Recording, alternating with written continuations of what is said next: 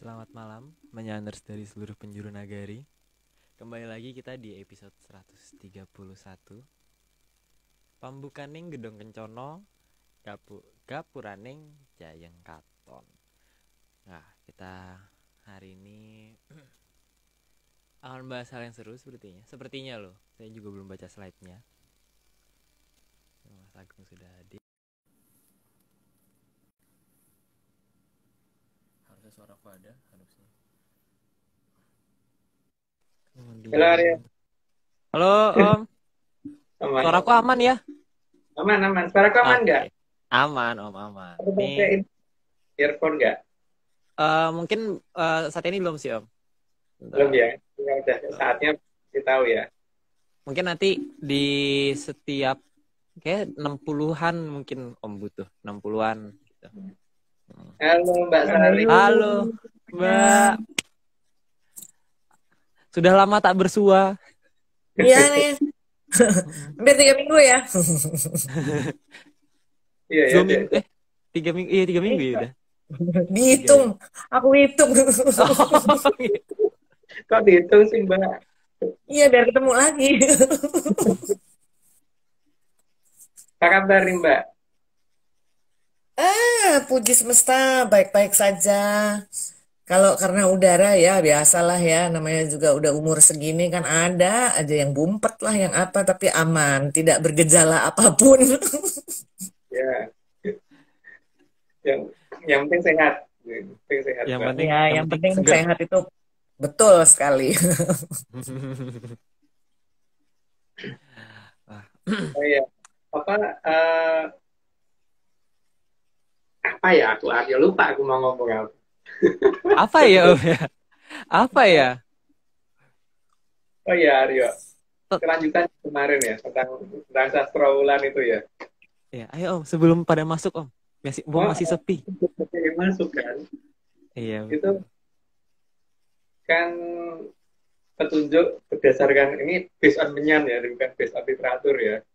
Jadi kan eh, ada 20 prajurit yang waktu itu mempertahankan Sastrowulan dan kemudian kan karena dia orang yang berbahasa Kawi maka dikatakan Kawi 20 ya. Entah nyebutnya Iya, mau Kawi atau Kawi-Kawi atau Kawi-Kawi-Kawi-Kawi atau sampai 20 gitu kan. Ya iya, itulah siap. Sastrowulan sebenarnya.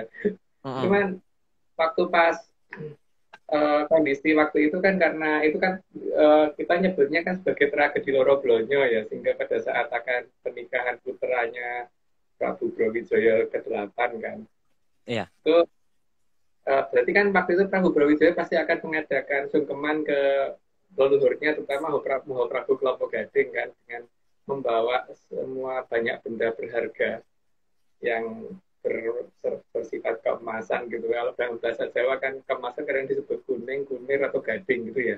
iya. Kegadingan lah. Kegadingan. Makanya harusnya ada loh daerah yang namanya Arto Kuning atau Arto apa gitu Mas ya. Arto Atau Kencono kayaknya. Arto Kencono. Mm-mm. Pokoknya Ada itu. kemasan. Oh, Kemasan. Aku nggak tahu apa bahasanya. Kayak Arta Kencono Arta, lah kayaknya. Oh. Arta duit gading gitu ya. Arta duit gading bisa Om. Bisa. Mm-mm. Harusnya ada tuh wilayah itu gitu tempat di Iya, mana ketika ketika maka itu yang akhirnya diamankan oleh pasukan Bandan kan iya. pasukan yang ke Bandan yang bawa yang tugasnya bawa bondo gitu kan. Oh, Jadi, atau mungkin daerahnya namanya uh, Arto seperti gading gitu kali ya Om ya. mirip ya bener Iya, atau kayaknya gitu. atau seperti gading gitu. Mm-mm. Dan waktu itu Prabu Brawijaya tidak sempat menyelamatkan Pangeran Maesa Pangarso karena posisinya agak jauh dan beliau sempat mengamankan diri ke daerah masuk ke sumur Upas gitu kan. Upas itu dalam bahasa Jawa kan artinya sumur yang penuh ular atau penuh apa gitu, hewan-hewan berbahaya gitu. Cuman eh, makhluk seperti itu kan harus kalau tinggal di bawah harus di daerah yang harus di daerah yang supaya dia nggak bisa naik ya, nggak bisa naik tadi kan harus di beton atau di batu gitu kan. Jadi harusnya dekat daerah yang namanya Arto Emas tadi itu kan Iya Om. harusnya ada yang namanya sumur sumur akeh batune gitu kan. Oh Sumur iya bener. Bener, bener, bener. Jadi gitu ya. Jadi emang prosesnya itu waktu itu berarti sama Brawijaya Pamungkas waktu itu larinya ke daerah yang sumur yang Ya. banyak batunya berarti Om ya. Sementara pasukan yang nyerang kan pada teriak-teriak banter banget. Kalau dalam bahasa Jawa kan banter itu santer ya. Kamu salah, Iya. mungkin kalau di Inggris kan santer itu jadi hanya keliru huruf U kali ya. Kan Kayaknya bahasa gitu sih Om. kalau pakai huruf U gitu kan. Hari Minggu ter gitu. Iya, makanya orang sana kan biasanya ngomong matahari kan tulisannya SUN, tapi mereka Ya, ngomongnya Sun. Makanya A, San. Mm-mm. gitu Iya, kan. aku nggak tahu deh di daerah mana ya Mbak ya. Nggak tahu. Nggak Tapi yang tahu kita. daerah harusnya ada di timur agak utara dari daerah Tempau Putih itu kan. Bukan Cempaka Putih ya, tapi Tempau Putih gitu. Nah, baru aku mau bilang Cempaka Putih, Pulau Mas, Arta Gading, mallnya salah tuh harusnya Mas gitu loh. Aku nggak tahu ya malahan kalau ada nama itu. Aku ngertinya cuma Ngawur. gitu. Ya, kayak aku nggak pernah tahu, nggak pernah lewat sana. Aku pernah lewat sana karena dulu ngantornya daerah sana. Jadi kalau misalnya mau pulang tuh daripada macet lewat ke kanan ke kiri, jadi ngelewatin itu ada Arta Gading Mall. Salah, mungkin salah itu harusnya bukan mall Arta Gading Mas gitu. Mungkin Bisa ngawur. jadi juga. Aku Bisa ya jadi. ngawur. Jadi kan seharusnya daerah-daerah yang punya nama itu itulah Sastra Wulan gitu kan. Itulah Sastra Wulan. Daerah-daerah yang ada nama-nama itu gitu loh. Jadi Mojopahit betul-betul ada di daerah itu gitu. Tapi ada di selatan timur wilayah itu gitu kan. Selatan timur ya, bukan tepat selatan. Tapi kalau Ya, nama itu baru gimana Mas? Maksudnya dibikin sama orang-orang baru, bukan karena emang turun-temurun nama itu ada di situ, tapi tiba-tiba ada satu daerah yang dinamakan seperti yang ada di Mojopahit itu, terus tempat itu menjadi terkenal menjadi nama yang sama seperti itu. Itu gimana tuh? Kalau urutan misalnya dilihat dari menyan-menyannya. pasti akan beda, Bu. Kalau nama kebetulan itu pasti tidak akan urut seperti yang ada dalam cerita Sastra Wulan. Urutan Atau wilayahnya. mereka sengaja mencoba untuk menyamakan supaya dibilang heeh gitu kali. Makanya kan ketika pas ada serangan itu kan mereka maju, ketika musuh maju dalam jumlah yang sangat banyak itu kan pasti akan dipasang yang namanya kawat berduri sehingga banyak orang yang mati kena duri ya. Jadi harusnya ada wilayah yang namanya kena duri atau kenari itu ya. Kenari. Itu kan Daerah situ harusnya harusnya. ada di daerah. Langsung kena duri. Bukan kena duri, tapi kalau duri kepak gimana? Itu kan pagar beteng itu pasti akan kawat pagar berduri itu pasti akan luas memanjang tuh Bu. Jadi harusnya nama daerah yang duri itu harusnya satu garis itu. Terutama daerah yang biasanya ada berapa lapis gitu kan. Lapis pertama daerah kena duri pertama gitu. Makanya kan ya namanya Sastra Wulan itu karena adalah bagian depan dari Mojopahit yang dipakai untuk istilahnya taman mininya gitu loh. Makanya harusnya itu daerah itu namanya cetakan negarane. Makanya ada daerah yang harusnya ada daerah namanya itu cetakan negoro itu kan. Dan itu ada di daerah Nari gitu, kena Ada daerahnya. Ada. Aku nggak tahu. Kalau misalnya saya mau berhalu-halu gitu ya, karena kebanyakan membaca atau memandangi sesuatu lah gitu ya. Mungkin nggak sih petanya kebalik gitu loh. Maksudnya kemarin-kemarin tuh yang harusnya di barat ada di timur, yang di timur ada di barat gitu. Di petanya dibalik, tapi terus akhirnya bacanya ngaco gitu. Maksudnya peta kita sekarang gitu, peta sejarah kita sekarang gitu ya. Itu ternyata pada waktu pembuatan peta buta itu ya kebalik gitu loh. Jadi naroknya tuh salah gitu. Jadi yang harusnya ada di timur dia taruh di barat, yang harusnya ada di utara ada di selatan. Apakah itu bagian dari untuk menyelamuri atau menyelamatkan atau gimana gitu. Karena kan makin lama kan loh kok nggak sesuai banget sama sejarah yang kita pelajarin di sekolah gitu. Loh ini kita bukan cerita sejarah loh Bu, ini kita cerita tentang Iya tahu, tapi kan ada yang apa jenenge memper kayak sejarah sekolah, tapi loh kok gitu kan. Tapi Oh ya dulu balik saya lagi kan nggak nilainya boleh jelek, percaya Mbak. kan gitu Saya kan. jelek banget. Saya nggak belajar sejarah. Sejarah saya jelek dulu nilai. Aku seneng banget sejarah soalnya dulu. Jadi kalau gini, oh, loh kok gitu. dan, dan, Tapi kan nggak boleh percaya. dan ketika itu kan beberapa rontal yang dibakar itu kan harusnya ngomongnya rontal ya, tapi karena mungkin orang Cempaka Putih itu kan susah ngomong rontal, ngomongnya lontar kan, jadi mungkin daerah itu karena banyak rontal yang dibakar dan ada yang banyak yang nggak bisa dibakar, maka di daerah dikatakan keramat frontal harusnya kan, tapi karena mereka salah ngomong ya, tapi nggak tahu itu Nggak nama tahu itu jadi nggak apa. ada Aryo ya, nggak ada. Nggak ada namanya. Sayang. Nggak ada keramat rontal, nggak ada. Nggak ada. Itu kan kesimpulan Keramat berdasarkan batu. Hah? Keramat batu.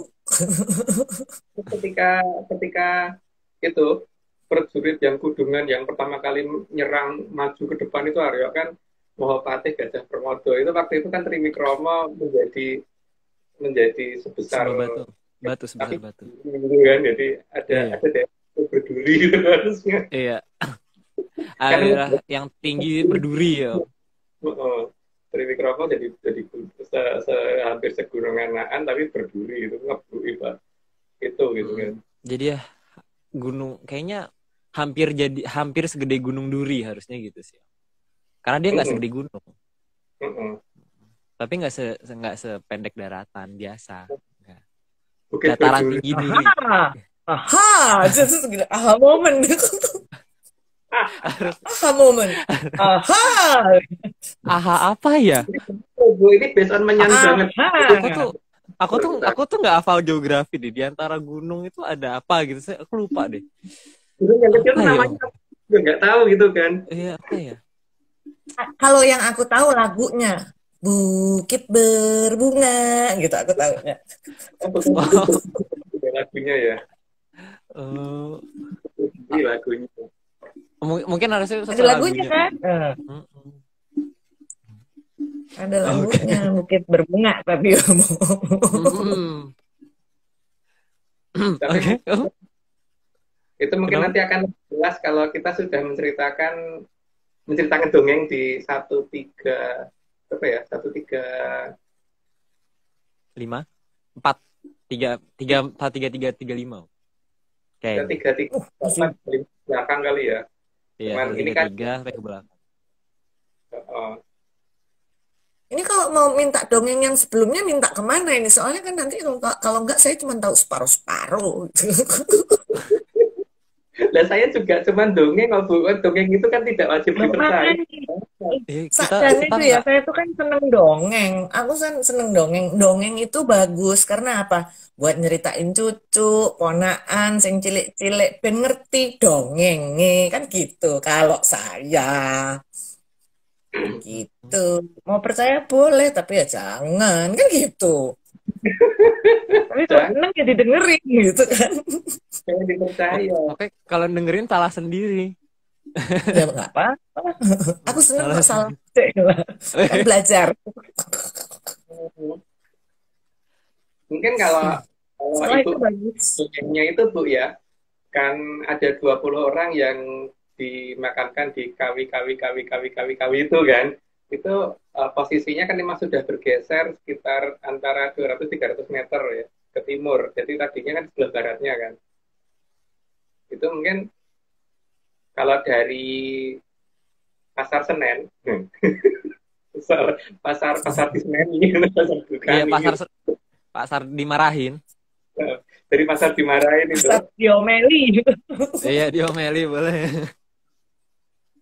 Itu kan ke arah selatan. Ke arah selatan nanti setelah kantor polisi nanti ada jembatan penyeberangan maksudnya. Nah setelah jembatan penyeberangan itu di jalan pertama ke kiri gitu kan. Kayak jembatannya udah masih ada sih harusnya. Masih ada, nggak mungkin nggak ada. Ke kiri itu kira-kira berapa ya? Itu nanti kan gang ke-1 kedua dari yang kanan ya, bukan yang kiri ya. Jadi setelah masuk ke kiri nanti gang kedua kanan gitu kan. Masuk gang itu Itu daerah tempatnya angker tuh pasti. Karena namanya agak gimana gitu. Namanya Ya, nggak tahu namanya. itu nanti misi aja Aku gitu. jadi tertawa. Eh, Tapi udah lama. sebelumnya di situ ada banyak jualan masakan Minang, enak. Kalau Mm-mm. sebelum Itu kesananya. itu enak banget semua itu daerah situ. Nggak ada yang aku nggak tahu tempatnya di mana, lupa. Lupa, Ya, aku nggak tahu di mana. nggak tahu itu loh sayangnya. Lupa, aku nggak tahu. Itu pas belok ke kanan itu tadi, ke kiri tadi itu jangan sampai rel kereta api ya, karena kan sebelum rel kereta api itu harusnya belok ke Mm-mm. kanan, belok ke kanan, nanti masuk gang yang kedua, terus nanti ada jalan ke kiri lah, itu ke kiri, mentok ke kanan, dan dekat situ ada tukang las, pokoknya dekat tukang las itu gitu, dekat ya, tapi dekat, tapi arealnya sendiri kan sebenarnya nggak begitu sempit ya harusnya, karena itu 20 prajurit kan, jadi tidak kecil wilayahnya gitu. Nah kalau pasukan yang menyerang itu di dekat sana, seberangnya harusnya, tapi dekat sana itu dekat sana sebelah mananya nggak tahu. Tapi itu akan luas banget kalau diukur-ukur ya. Kalau dari daerah Cempau Putih ke barat itu terus sampai ke mana itu namanya area? Ini Om, tempat perjanjian itu bukannya? Iya Enggak, tempat-tempat bukan tempat perjanjian Om. Tempat ini. pemuda, eh pemuda Pengumuman itu loh Om. Pengumuman. Sampai tempat Oh, pengumuman. tempat janji Gedung. orang-orang ada gedung bahasa Belandanya di situ, ada gedung bahasa Belandanya, ya kan? orang-orang Kenapa? Ada itu. gedung bahasa Belandanya sama ini apa? Tempat rumah sehat jenderal-jenderal. Itu pokoknya dekat sekolah. Abis itu dekat ada dulu sekolah SMA aku di sana. Perbandingannya tuh Oh, gitu jadi itu. tahu aku kurang lebihnya. Tapi tempatnya di mana nggak tahu itu loh. Jadi Iya, kalau aku mungkin nggak tahu di mana masalahnya. Aku aja lupa SMA aku di mana. Aku lupa ya. Aku di selatan aja deh. Mm, Aku anak South. mm. Jadi cuman itu, yang jadi emang itu yang tempat ini ya, tempat yang menyerang berarti ya Om itu ya dari daerah itu kan daerah pasuk. pertempuran itu sampai dengan hari ini kan karena memang dulu pernah ada pertempuran besar di sana maka mengakibatkan jiwa-jiwa yang di sana itu nggak tenang maka menjadi tempat yang paling sering tawuran di situ gitu kan. Hehehe. Kok ketawa sih Bu? Ya, karena Akan menjadi siapkan meriam dan daerah panas, gerah, daerah gerah. Itulah daerah sastro. gerah itu di situ.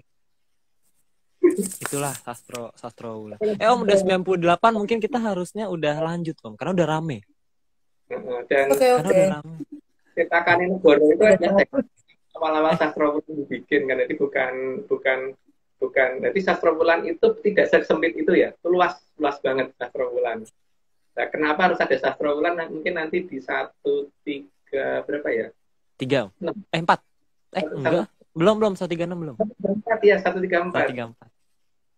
134. Kenapa harus dinamakan sastra Wulan gitu? 134 ya. Semangat guys. Itu karena Oke Om, kita karena nggak Om udah rame Om, udah rame. sudah Jangan, dimulai aja, jangan. Bu. Dimulai, jangan. Tadi kita nggak bahas apa-apa guys, jadi yang teman-teman yang baru join kita nggak bahas apa-apa. Tadi kita ngobrol-ngobrol santai, Hanya untuk hanya dongeng belaka, jadi tidak usah ditonton di YouTube lagi. Ya. Ya.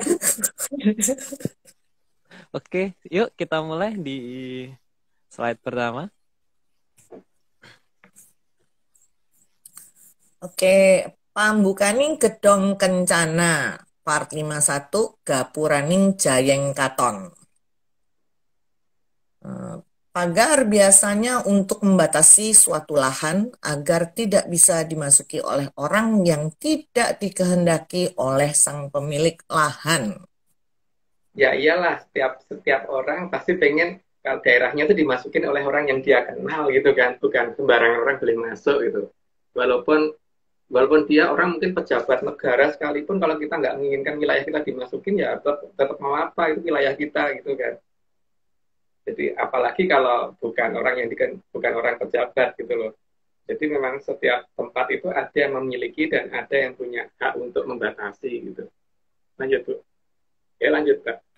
Pagar ada yang dibuat indah dan jelas agar orang di luar pagar tahu batas, mana yang tidak boleh dimasuki. Ya, yang kelihatan seperti itu. Kalau di peradaban kita emang seperti itu ya, pagar dibikin kelihatan supaya ini lo wilayahku gitu kan. Jadi biar nggak dimasukin. Lanjut nggak? Pagar juga ada yang dihias agar terlihat indah ataupun megah untuk menunjukkan kualitas dari pemilik wilayah di dalam pagar. Ya biar kelihatan lah. Karena kan sombong itu kewajiban. Jadi gitu. Jadi bukan nggak boleh ya. Kalau di ARC sombong itu kewajiban soalnya. Lanjut tuh.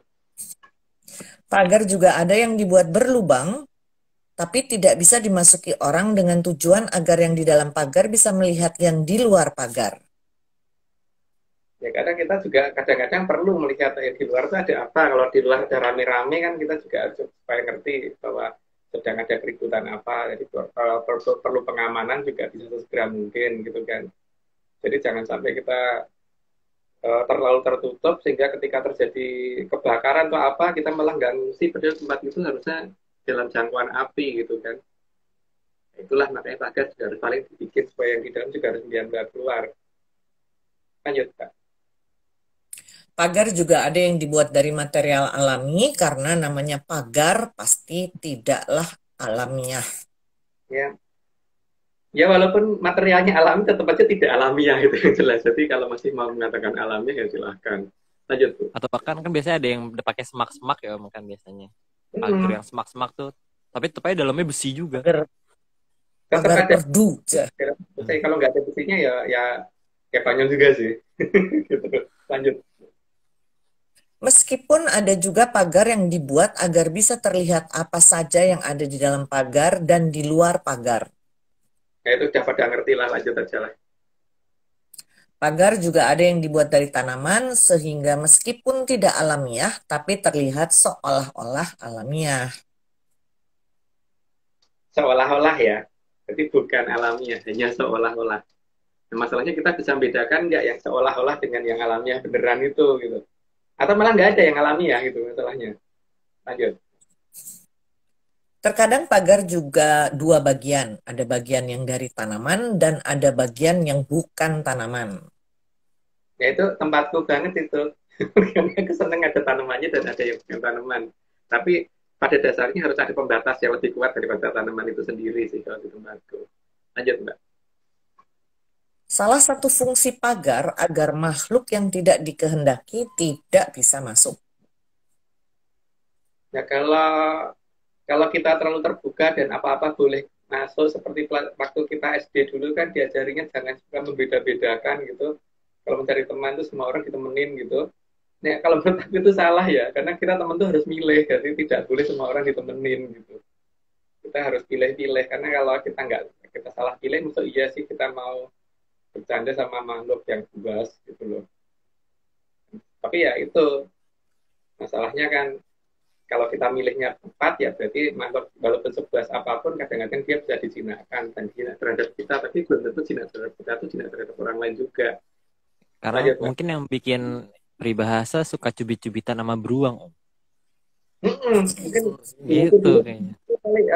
suka ini apa gosok giginya harimau gitu. Kayaknya sih kayak gitu. Sepertinya gitu emang. Mungkin kalau pijet itu pakai giginya buaya gitu kali ya. Minyaknya minyak lidahnya ini apa minyak lidahnya apa namanya komodo. Iya itu jadi emang kita nggak boleh milih-milih. Oke kita lanjut. No? Oke lanjut Kak. Pagar juga menutupi jalan bagi yang merasa trahing munyuk dan sangat menganggap munyuk adalah nenek moyangnya. Ya itu kan pilihan ya. Jadi kalau memang ada yang seperti itu dan bangga dengan itu ya silahkan gitu. Itu pilihan kok. Kita tidak memaksakan. Kalau Anda membanggakan itu ya silahkan. Itu kan kayak sejenis orang mau membuat suatu sektor tersendiri, sektor kepercayaan terhadap munyuk yang maha kuasa gitu. karena sangat diyakini bahwa manusia dikatakan dari munyuk itu kan versi mereka. Jadi mereka itu yang terakhir munyuk itu ya harusnya tidak memaksakan ke orang lain juga. Kita nggak maksa, ya kan? Lanjut Pak. Karena munyuk punya tempat sendiri dan akan senang melanggar batas wilayah, maka perlu adanya pagar agar teraing munyuk tidak masuk. Makanya sifatnya pasti akan menurun ya. Jadi munyuk itu sifatnya begitu kan, sering melanggar batas wilayah. Jadi ya memang kita yang harus memaklumi yang bukan teraing munyuk ini gitu. Lanjut, Mbak. Selain itu, fungsi pagar juga memagari agar manusia yang berbeda peradabannya tidak bisa masuk. Karena kalau perbedaan peradaban itu juga biasanya ada perbedaan pandangan, selera dan yang lain-lain gitu. Jadi ada yang merasa apa namanya dikekang dengan aturan yang sedikit-sedikit dihukum itu dianggap membahagiakan, tapi ada juga yang kalau sedikit-sedikit dihukum itu menganggap suatu keanehan ini dewa model mana gitu yang seperti itu, dan mungkin anak dia berpikir seperti itu.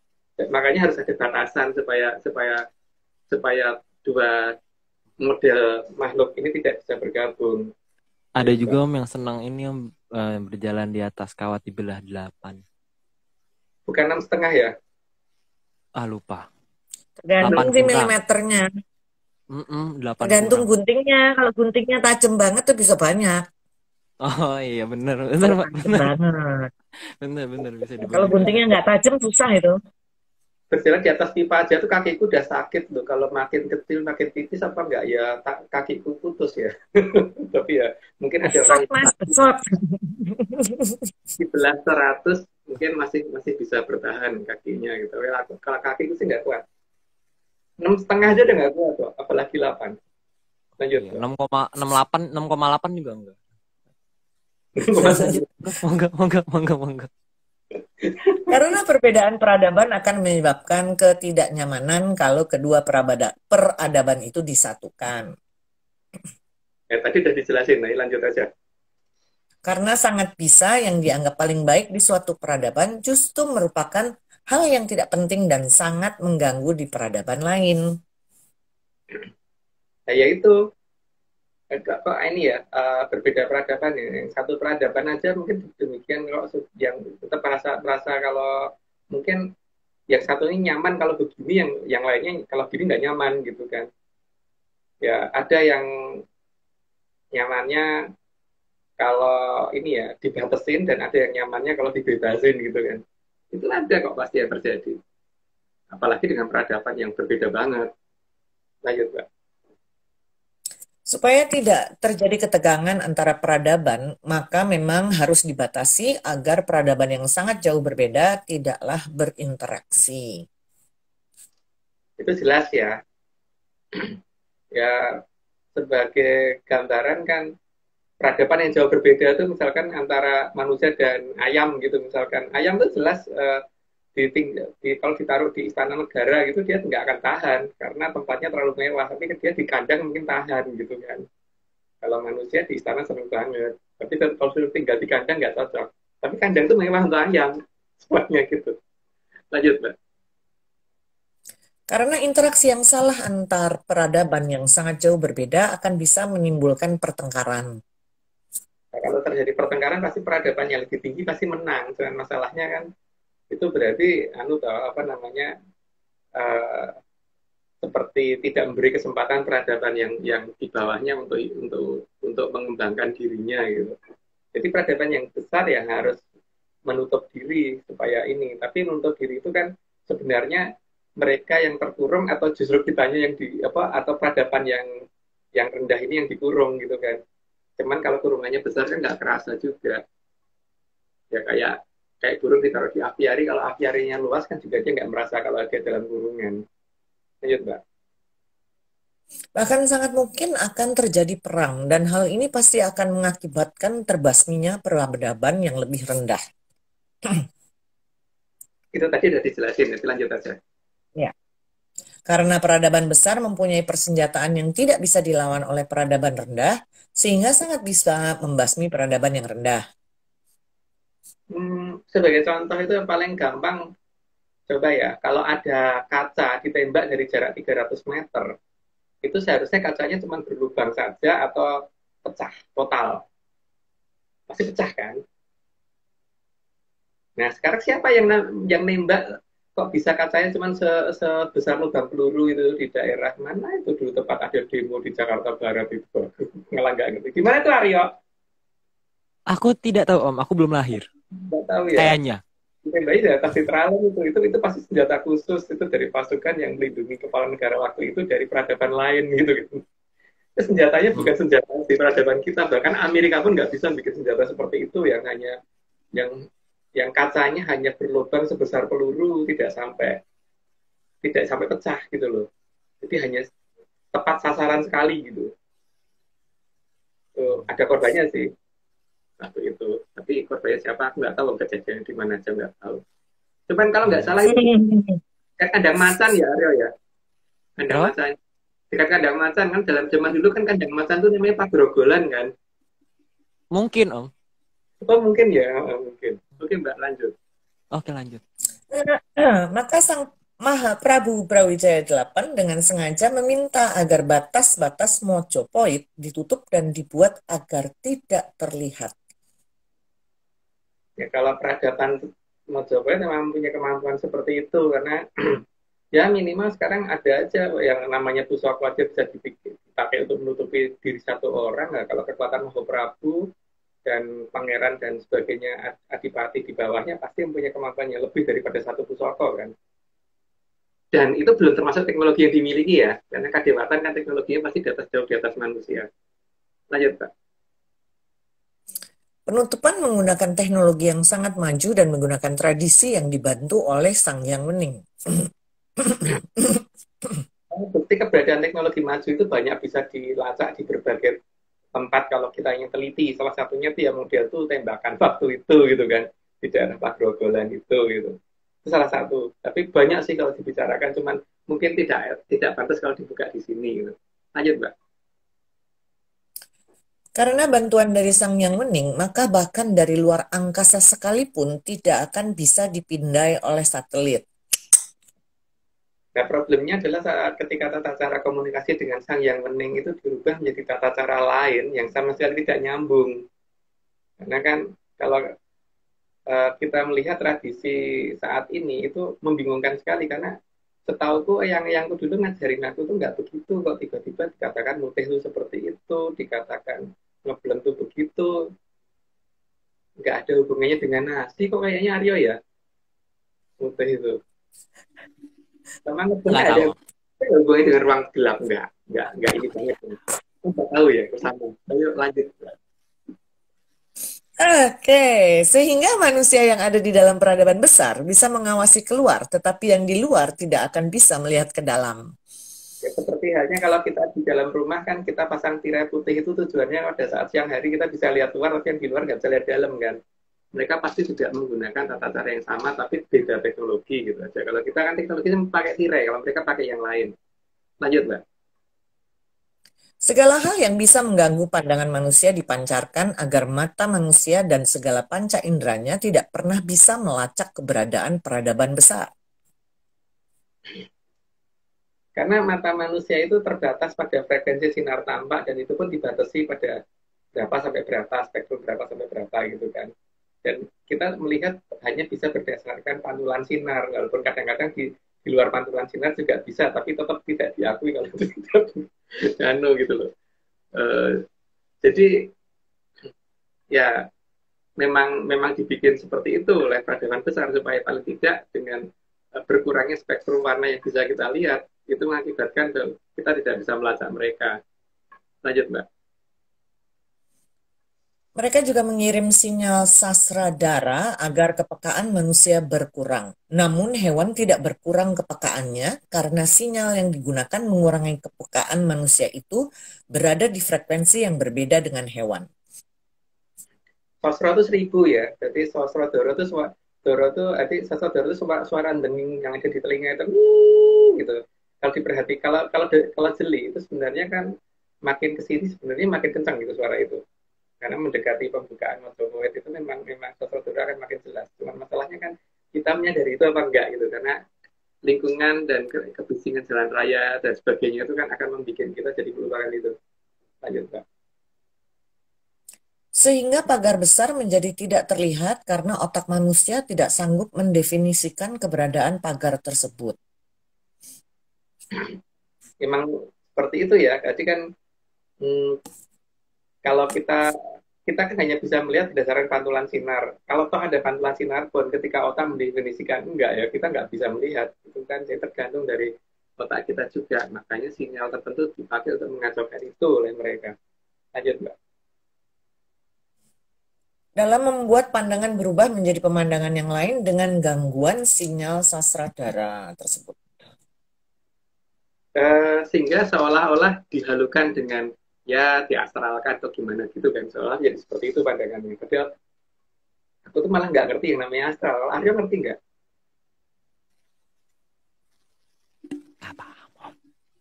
Paham. Terus sama ya, sama terus Iya, aku kita. nggak ngerti sebenarnya karena jarang, nggak pernah ngelihat astral. Nggak pernah lihat astral ya. Kita nggak selalu nyata kan. Ya maksudnya Karena ya nyatanya gini loh, seorang misalkan ada kuntilanak mendatangi siapa gitu, orang itu kalau kabur itu pasti melihat kuntilanaknya nggak mungkin astral, pasti ngeliatnya pasti nyata gitu kan. Nah kalau kuntilanak aja bisa kelihatan tidak astral, maksud ya leluhur kita tuh bisanya astral gitu loh. ya nggak, karena maksudnya masa kalah gitu. Nggak mungkin datang dalam bentuk astral. Tapi kan Nggak karena mungkin, kita nggak mungkin. astral itu apa, makanya definisinya dibingung kan. Tapi bingung sih astral tuh kayak gimana sebenarnya, nggak pernah tahu. Oke, lanjut Mbak. Astral itu Ya, mungkin. tetangganya Astra.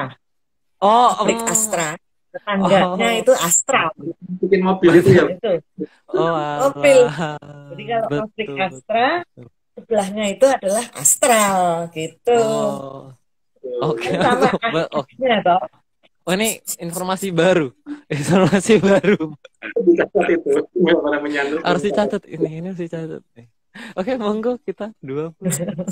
Oke, Namun sinyal itu juga bisa diatur agar orang yang mereka kehendaki masih bisa melihat dengan jelas. nah masalahnya kita itu termasuk yang mana nih Aryo? Termasuk yang nggak bisa ngelihat kali ya? Ya mungkin aku nggak bisa ngeliat astral sih om, jujur aja. Itu kita ya, Mungkin kita harus diajarin om berarti. Ini dia. Jadi teman-teman Aku kalau bisa... yang dikeluarin dari Astra, aku bisa ngelihat semua. Oh ya. Kalau dari pabrik Astra, aku bisa ngelihat semua. Bisa. Bisa, aku bisa ngelihat semua. Kalau yang dari pabrik Astra, aku bisa lihat semua. Ada warnanya macam-macam, ada yang biru, putih, hitam. Terus kalau kakinya metalik ada itu 4. biasanya agak mahal. Agak mahal kalau yang metalik. Biasanya dia tergantung kecepatannya ya. Tergantung kecepatan juga, dia bergerak betul. dalam cahaya, bener. Oke, lanjut Mbak. Jadi sinyal sasradara juga merupakan pagar yang bisa membuat hilangnya pandangan atas apa yang seharusnya terlihat. Katanya begitu ya, tapi aku sendiri nggak tahu nih. Cuman katanya begitu, kata mbahku dulu gitu. Lanjut Mbak. Sinyal sasradara juga membuat agar tidak terpikirkan adanya keberadaan peradaban besar. Ya, supaya kalau ngeliat, oh jangan-jangan aku halu gitu. Supaya definisinya supaya begitu. Lanjut Mbak. Jadi asumsi dan pandangan juga merupakan pagar tersendiri yang membuat orang jadi tidak bisa melihat dan merasakan keberadaan peradaban besar tersebut. Jadi pagar itu double-double kan, hanya pagar nyatanya ada dan pagar secara software istilahnya itu juga ada gitu. Dan ini Aryo udah ke-30, mungkin perlu disclaimer pertama. Bentar om. Ini kemarin itu hilang.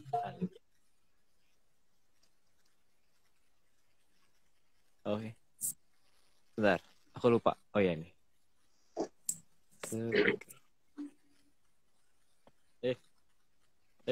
Hilang.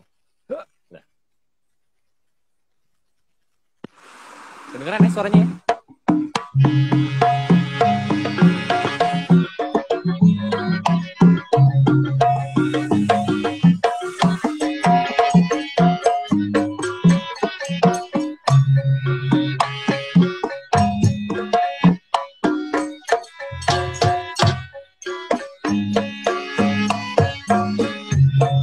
semua ini hanya dongeng. Kalau nggak percaya, ya nggak apa-apa. Tapi kalau mau percaya,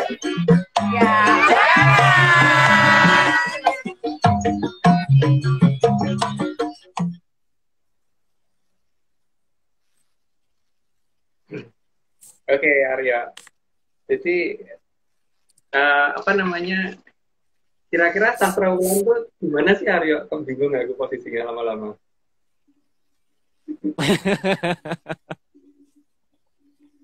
Karena harusnya tuh ada daerah yang namanya daerah nyebrang gitu kan, daerah tempat penyeberangan gitu, daerah penyeberangan. Penyeberangan itu dalam bahasa Kawi yang aku tahu ya, itu depannya sa, belakangnya juga belakangnya ba.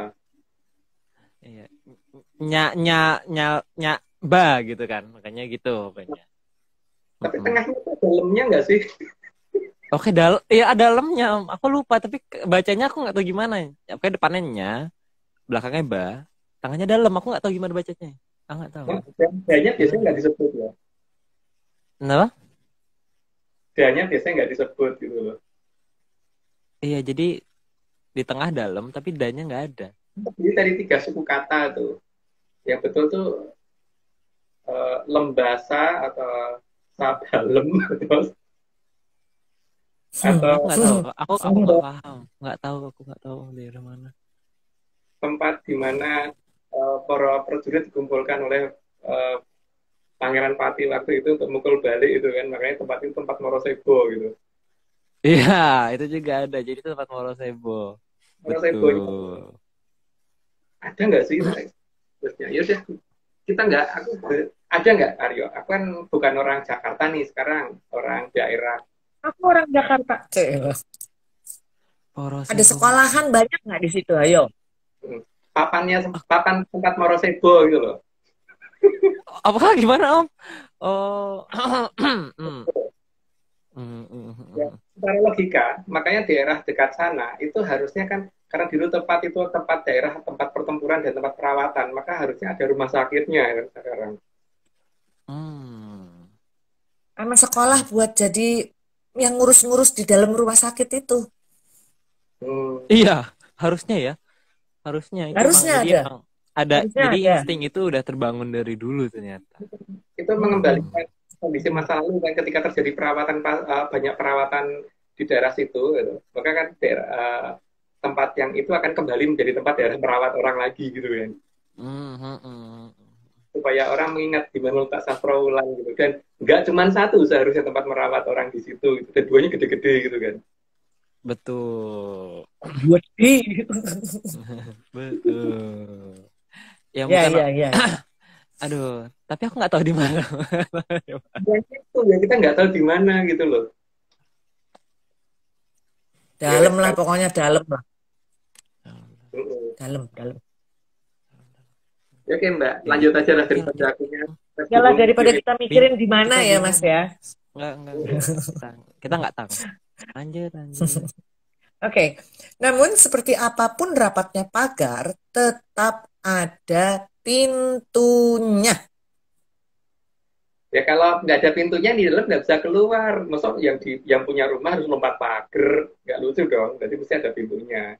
Karena yang di dalam rumah pasti pengen keluar rumah juga. Kadang-kadang ngelihat lokasi di luar, entah itu belanja, entah itu kerja, entah itu nonton film, entah itu jalan-jalan, itu adalah aktivitas yang dilakukan. Jadi tapi untuk orang yang di luar pagar nggak boleh masuk. Tapi yang punya rumah boleh dong keluar pagar. Lanjut Mbak. Dan pintu hanya akan dibuka jika ada penghuni yang akan keluar atau masuk. Nah iya, kalau dibuatnya semua tempat ya nggak bisa. Berarti garis batas itu pasti ada pagar, ada gapuronya, ada pintunya, ada gapuronya, ada pintunya, atau ada bantar atau bintarnya gitu kan. Nah dalam bahasa dulu, bahasa mbahku dulu ya, gapura itu disebut bantar atau bintar. Lanjut Mbak. Dan digambarkan bahwa ada gerbang yang menutup peradaban tersebut dari peradaban yang mereka anggap liar. Ya, di Di pagar itu ada bantar yang ada gerbangnya gitu kan. Lanjut Mbak. Gerbang peradaban itu dijaga agar tidak mudah dimasuki oleh pihak yang tidak dikehendaki masuk. Ya, tapi ini bukan bantar yang kemudian dijadikan tempat sampah ya, karena memang bukan itu. Karena itu pasti lokasi yang tadinya nggak di situ dirubah jadi di situ. Maka kemudian leluhur memberi petunjuk bahwa bukan di situ dengan cara seperti itu gitu. Lanjut Mbak.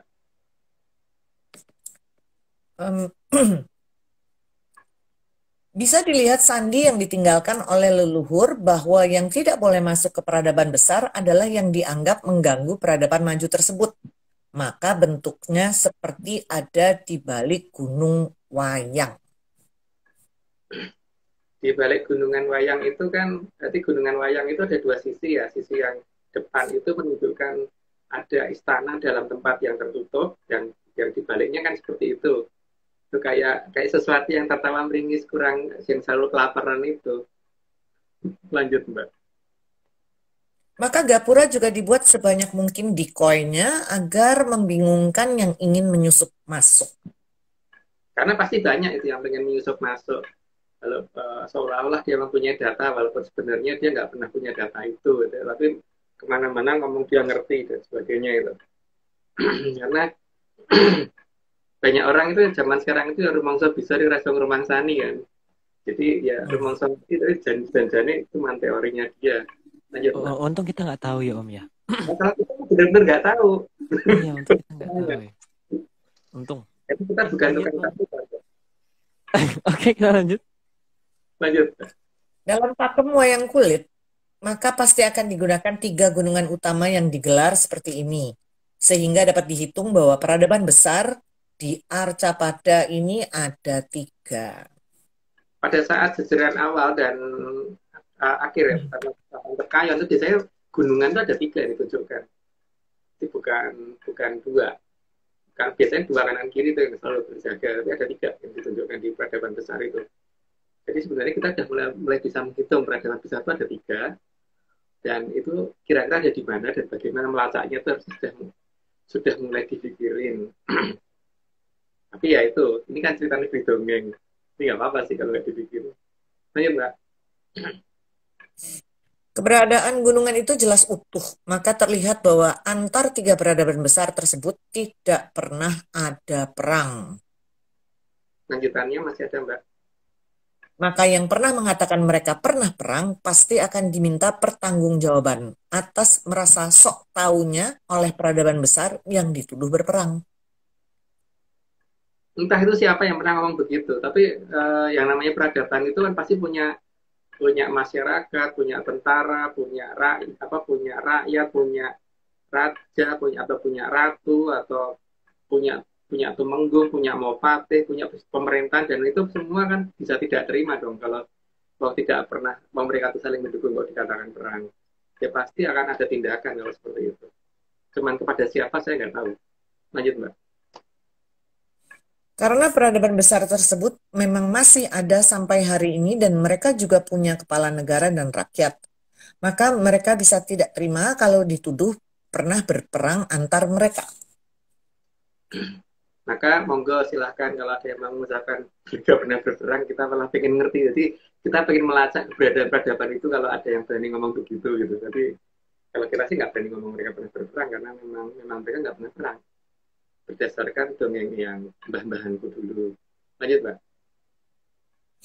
Jadi kalau merasa bisa tapi tidak bisa merasai, maka kalau tuduhan kepada peradaban yang bahkan melihat saja tidak bisa, maka akan menanggung risiko yang sangat besar. Ya karena mereka bisa bertindak di luar apa yang bisa kita perhitungkan ya. Jadi bukan saya yang bertindak, enggak. Kalau kita hanya mengamati tindakan dari apa yang atas, yang mereka lakukan, karena bagaimanapun juga suatu wilayah itu kan pasti ada masyarakatnya, dan masyarakat itu pasti juga nggak akan diterima kalau dituduh sesuatu hal yang tidak sesuai dengan yang mereka lakukan. Lanjut Mbak.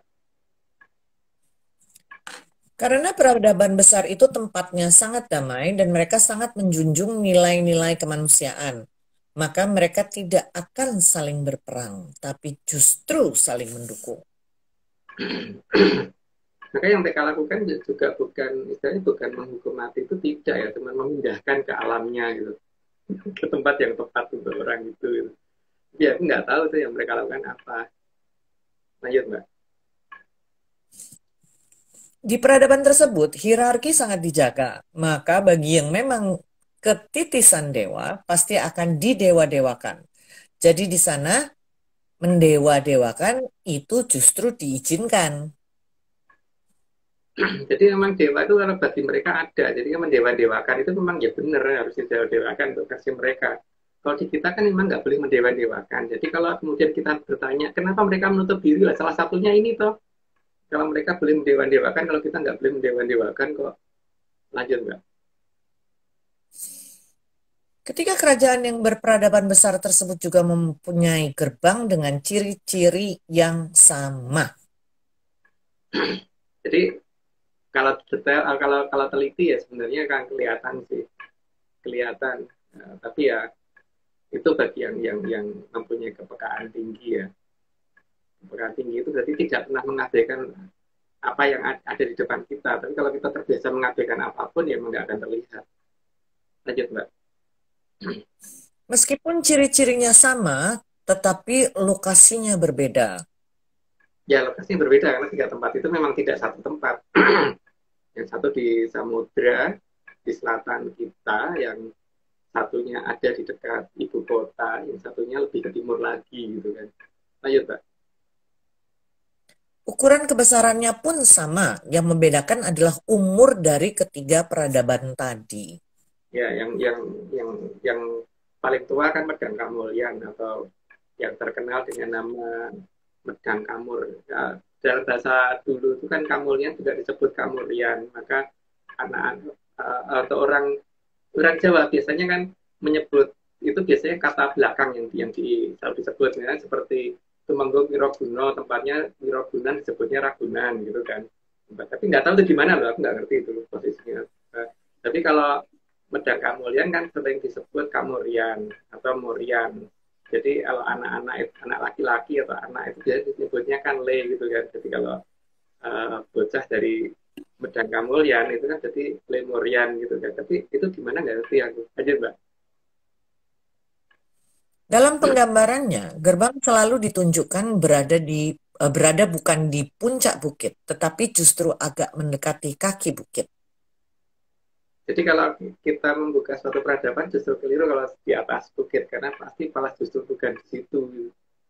Lanjut, Pak. Namun harus sangat berhati-hati karena pihak kala juga akan membuat jebakan, sehingga harus mampu melihat mana yang gerbang para kala dan mana yang gerbang ke peradaban besar. Tapi ciri-cirinya sebenarnya gampang kok melihat dari tingkat kesangaran, keangkeran, dan kemudian orang di situ nyaman dan tidaknya itu kelihatan. Kalau Traengkolo kan memang pasti gitu kan, pasti yang ada tuh nakut-nakutin, namanya memedi kan. Jadi bahkan yang beliau keluarkan aturan-aturan yang sifatnya menakut-nakuti gitu. Lanjut Mbak. Maka di simpingan wayang kulit diletakkan keberadaan Bolokiwo, itu merupakan petunjuk agar jangan salah memilih jalan ke Bolokiwo. Maka Bolokiwo harus dibatasin dulu oleh kerajaan besar supaya dia tidak bisa masuk secara bebas ke dalam tempat wayangnya digelar kan. Jadi disitulah peradaban besar yang pertama berada seharusnya. Lanjut Mbak. Dan ada jalan juga menuju Bolotengen. Kalau diperhatikan dengan cermat, yang ada dalam penggambaran Bolotengen justru mayoritas didominasi bukan oleh wujud yang sabar, namun wujud yang tidak sabaran. Jadi di Balatengen itu bukan berarti orangnya sabar-sabar. Jadi banyak orang yang ngomong bahwa kalau kita tidak bisa melihat kadewatan atau tidak bisa melihat leluhur, dikatakan karena kita kurang sabar, karena kita kurang apa itu namanya Aryo, kurang ajar, kurang sabar atau kurang apa, kurang suci gitu. Dari pandu. Ya tapi di dasarnya gitu. Di dasarnya kan kita lihat deh Werkudara. Werkudara itu kan orangnya senggol muluk jawel mubal, itu kan salah satu tokoh di pewayangan yang dikatakan manunggaling kawula Gusti kan Werkudara loh. Mana ada ceritanya Werkudara sabar gitu? Nggak ada. Werkudara disenggol memang kalau misalkan ada yang berani mukul beliau memang terus diem aja. Misalkan ditabok titik kiri silahkan semuanya gitu kan enggak. Iya, tapi yang seru itu karena kalau misalnya simpingan wayang, berarti wayangnya Werkudara itu salah satu yang paling banyak. Karena Werkudara itu banyak jenisnya. Kalau misalnya di simpingan wayang itu nanti ada yang waktu dia masih muda, terus habis itu berubah atau irah-irahannya berubah, terus waktu udah berubah umurnya. Jadi benar-benar digambarin Werkudara itu suatu tokoh yang sangat penting di Bolo Tengah. Dan itu bukan tokoh yang sabaran kan? Bukan tokoh yang sabaran. Itu kan itu Prabu Baladewa. Baladewa juga ada. Ini setengah mati kan. Sakti dan Dewa aja ada banyak yang takut sama Baladewa loh. Tapi memang ada ceritanya Baladewa sabar. Ada. Senggol muluk jawel mubal. Jadi ajaran yang menunjukkan bahwa orang Jawa itu harus sabar. Ini sebenarnya itu ajaran yang mana sih? Itu nggak ada loh di wayang. Iya, nggak ada sama sekali kita diajarkan sabar. Kecuali ada om yang sabar. Nggak ada. Nggak sabar kalau memang namanya lahir udah sabar. Pasti sabar dong. Masa jadi orang lain dia pasti sabar karena akte kelahirannya sabar dia. Betul. Ya, tak? Seperti namanya Pak Joko itu walaupun sudah nikah tetap aja namanya Joko gitu kan. Atau Mbak Ayu gitu yang dari namanya dilahirkan dengan nama Ayu gitu kan, apa ya sampai umur berapapun wajahnya seperti apapun tentu saja dikatakan Ayu gitu kan. Gitu juga dengan ini toh, tapi itu kan tidak ada hubungannya dengan sabar. Tapi nggak tahu kenapa sekarang kok sabar dipakai untuk jadi patokan gitu kan. Apalagi nerima impandum loh. Coba toh itu Bolo Tengah itu ada yang nerima impandum nggak? Nggak ada. Boro-boro. Nggak ada loh. Kalau nerima impandum om. Pamalayu kan, nggak pernah mengadakan ekspedisi ke sana sini gitu. Dan mungkin dari cerita Mahabharata lagi gitu ya, mungkin tuh Arjuna itu nggak dapat Wahyu Makutharama, Wahyu Cokroningrat tuh nggak dapat semua itu. Kan itu harus laku kan, pantun kan nggak perlu laku, nggak perlu ngelakuin harus sudah dapat.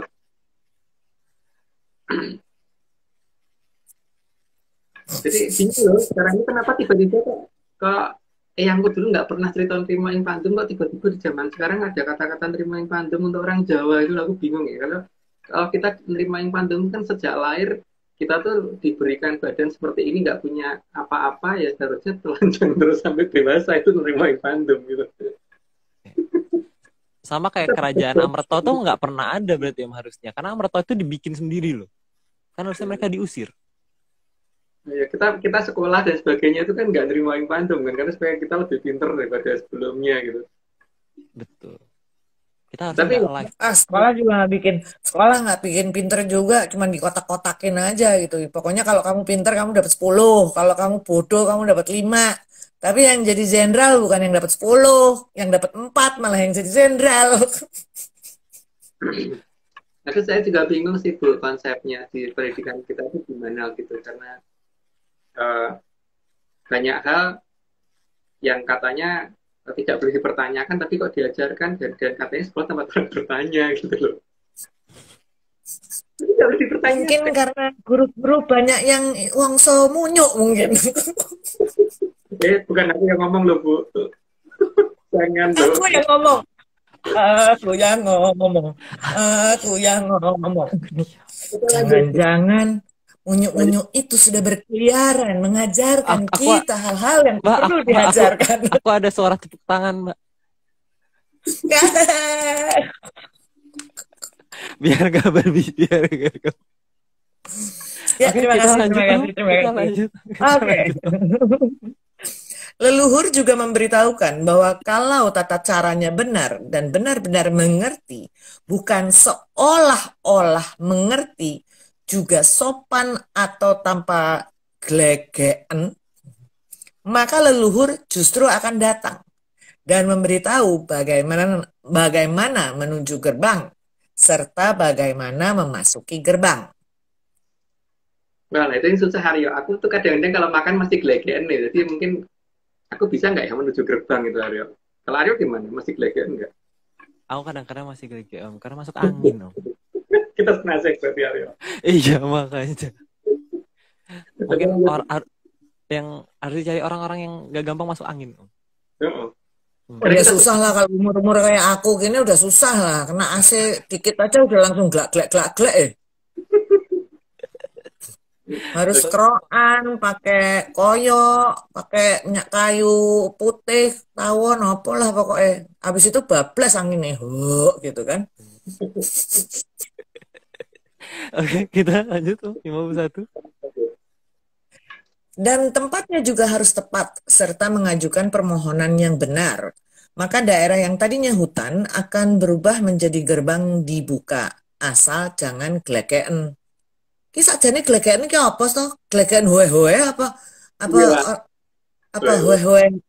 Ya karena kan banyak pertanyaan dari saya itu kok ada teman saya kerawan dengan cara gelegean itu harus ngaku itu masuk anjing itu namanya. Itu bukan kerawuhan, itu masuk engine itu. Atau masuk anjing. Jadi bunyinya mungkin harusnya nggak bunyi gitu, harusnya kukuk gitu loh. Itu kan lagunya Mbak Cica, Bu. Lah iya, makanya diciptakanlah lagu itu supaya guguknya lari-lari. Oke, lanjut, Mbak. Atau kalau bisa bertemu dengan Pamong Agung, berupa para punakawan leluhur yang turun-temurun juga momong leluhur kita, maka akan lebih mudah menemukan gerbang. Ya paling gampang sih itu sih, bertanya itu lebih gampang. Cuman masalahnya ngerti caranya nanya apa enggak gitu kan. Dan bisa ngelihat yang ditanya apa enggak, itu juga kan.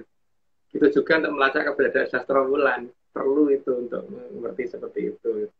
Lanjut, Mbak. Dalam pengurutan di wayang, Gareng akan selalu di belakang Semar, dan Gareng itu adalah punakawan yang paling tidak sabaran. Maka tidak ada hubungannya antara ajaran leluhur untuk menjadi sakti dengan kesabaran. Sakti ya sakti aja, usah sabar gitu ya. Ya makanya kan sekarang Sabar ini gak pulang kampung kok. yang aku dulu pernah bicara gini loh, bahwa besok itu ada waktunya bahwa orang itu dikatakan sakti kalau sabar. Padahal enggak loh, enggak nyambung. Malah ada ajaran yang berubah menjadi baik tapi nggak jadi sakti, itu banyak banget. Jadi setelah mempelajari ajaran Jawa yang ada dia jadi orang baik tapi bukan jadi orang sakti. Padahal harusnya kan saktinya ada. Yang utama di situ malahan. Maka kalau kita melihat dari itu tadi, kebijaksanaan nggak penting, yang penting bagaimana jadi sakti. Lanjut, Mbak. Bahkan dalam posisi apapun, Gareng selalu di belakang Semar. Dalam aturan penetakan wayang saya belum pernah melihat Petruk di depannya Gareng, tapi selalu Garengnya yang di depannya Petruk dan tepat di belakang Semar. Setahuku begitu. Nggak tahu kalau akunya Cooper. Lanjut, Mbak. Dalam penyusunannya, gunungan akan selalu dibelakangi oleh wayang yang disimping sebagai Bolo Kiwo dan Bolo Tengen. Hal ini menyindir kita bahwa gerbang itu ada di tempat yang kita abaikan. Ya memang begitu.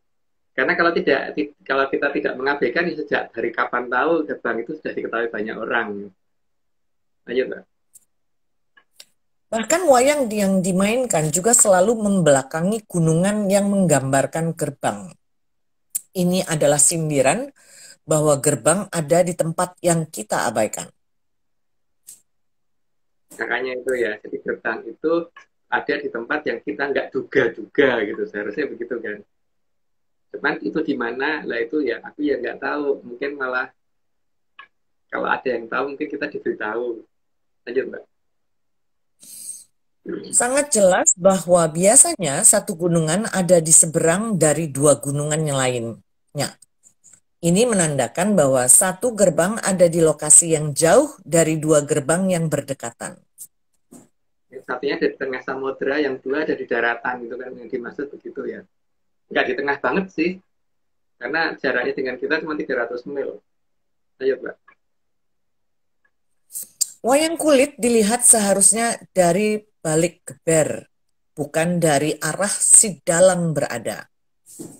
Ini untuk menunjukkan bahwa peradaban yang ada di balik pagar sebenarnya bisa dilihat asal benar-benar tahu tata caranya. Jadi bukan glekeen dan rumangsa bisa tapi ora bisa ngrumangsani.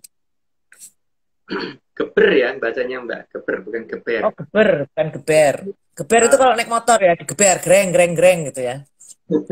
Kalau geber itu ya motor yang di reng reng reng reng gitu, tapi kalau geber, oke lanjut. Dalam penggambaran di wayang kulit sangat terlihat bahwa gerbang itu akan terlihat jika ada latar belakang putih. Nah itu kelihatan begitu ya. Jadi, ceritanya begitu, tapi ya itulah dongengku gitu. Lanjut aja Mbak.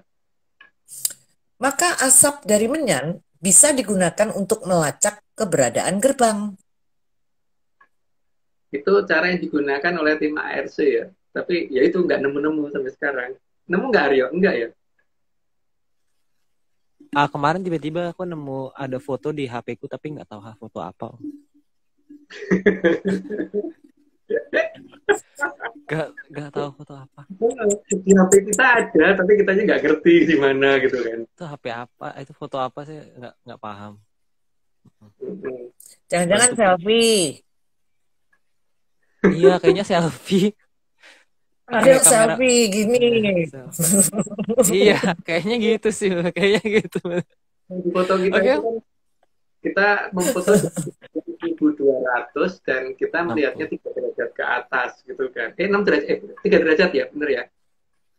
Pokoknya di gambarnya itu kayak gitu Om. Kita nggak tahu itu gimana. Dan itu kelihatan sampai 3 derajat ke atas dari ketinggian 1200. Berarti kan bangunan itu pasti di atas 1200 meter tinggi bangunannya. Jadi di atas 1,2 kilo ya minimal itu kan kelihatan. Karena jaraknya belum kita hitung kan.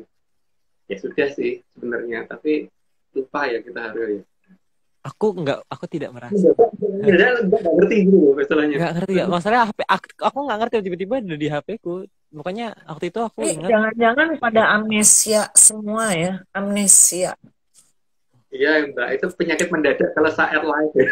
Iya, waktu live tuh tiba-tiba mendadak tuh jam 9 tuh aku lupa semuanya ya. Bener-bener nih slide aku nggak tahu isinya apa. Selektif amnesia ya, amnesia yang sangat terpilih aja. Iya betul, itu aku nggak tahu kenapa, mungkin amnesia khusus gitu. Amnesia. Iya. Selektif amnesia. Sama kalau orang ngutang gitu juga kan suka amnesia tuh kalau ngutang gitu. Masa sih aku minjem gitu ya. Selektif. Itu contoh konkretnya itu. Jadi mungkin kalau udah. Nah, itu dia. Jadi pas kalau lagi gini, 60. Disclaimer kedua. Oke, siap.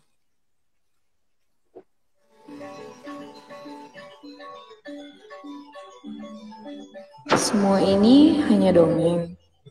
Kalau tidak percaya ya nggak apa-apa.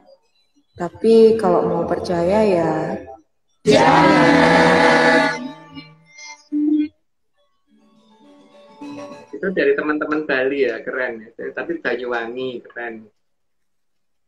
Mereka pinter ya dalam membuat ini ya. Kalau kita kan nggak bisa bikin video seperti itu. Mungkin teman-teman yang lain ya, mungkin dari Jakarta, tim penyandras Jakarta atau penyandras yang lain, kalau mau mengirimkan hasilnya silakan kirimkan ke aku. Aku mau dong ikutan menyandras Jakarta, kan aku di Jakarta. Aku seneng loh bakar-bakar menyan. Aku seneng bakar. Enak soalnya.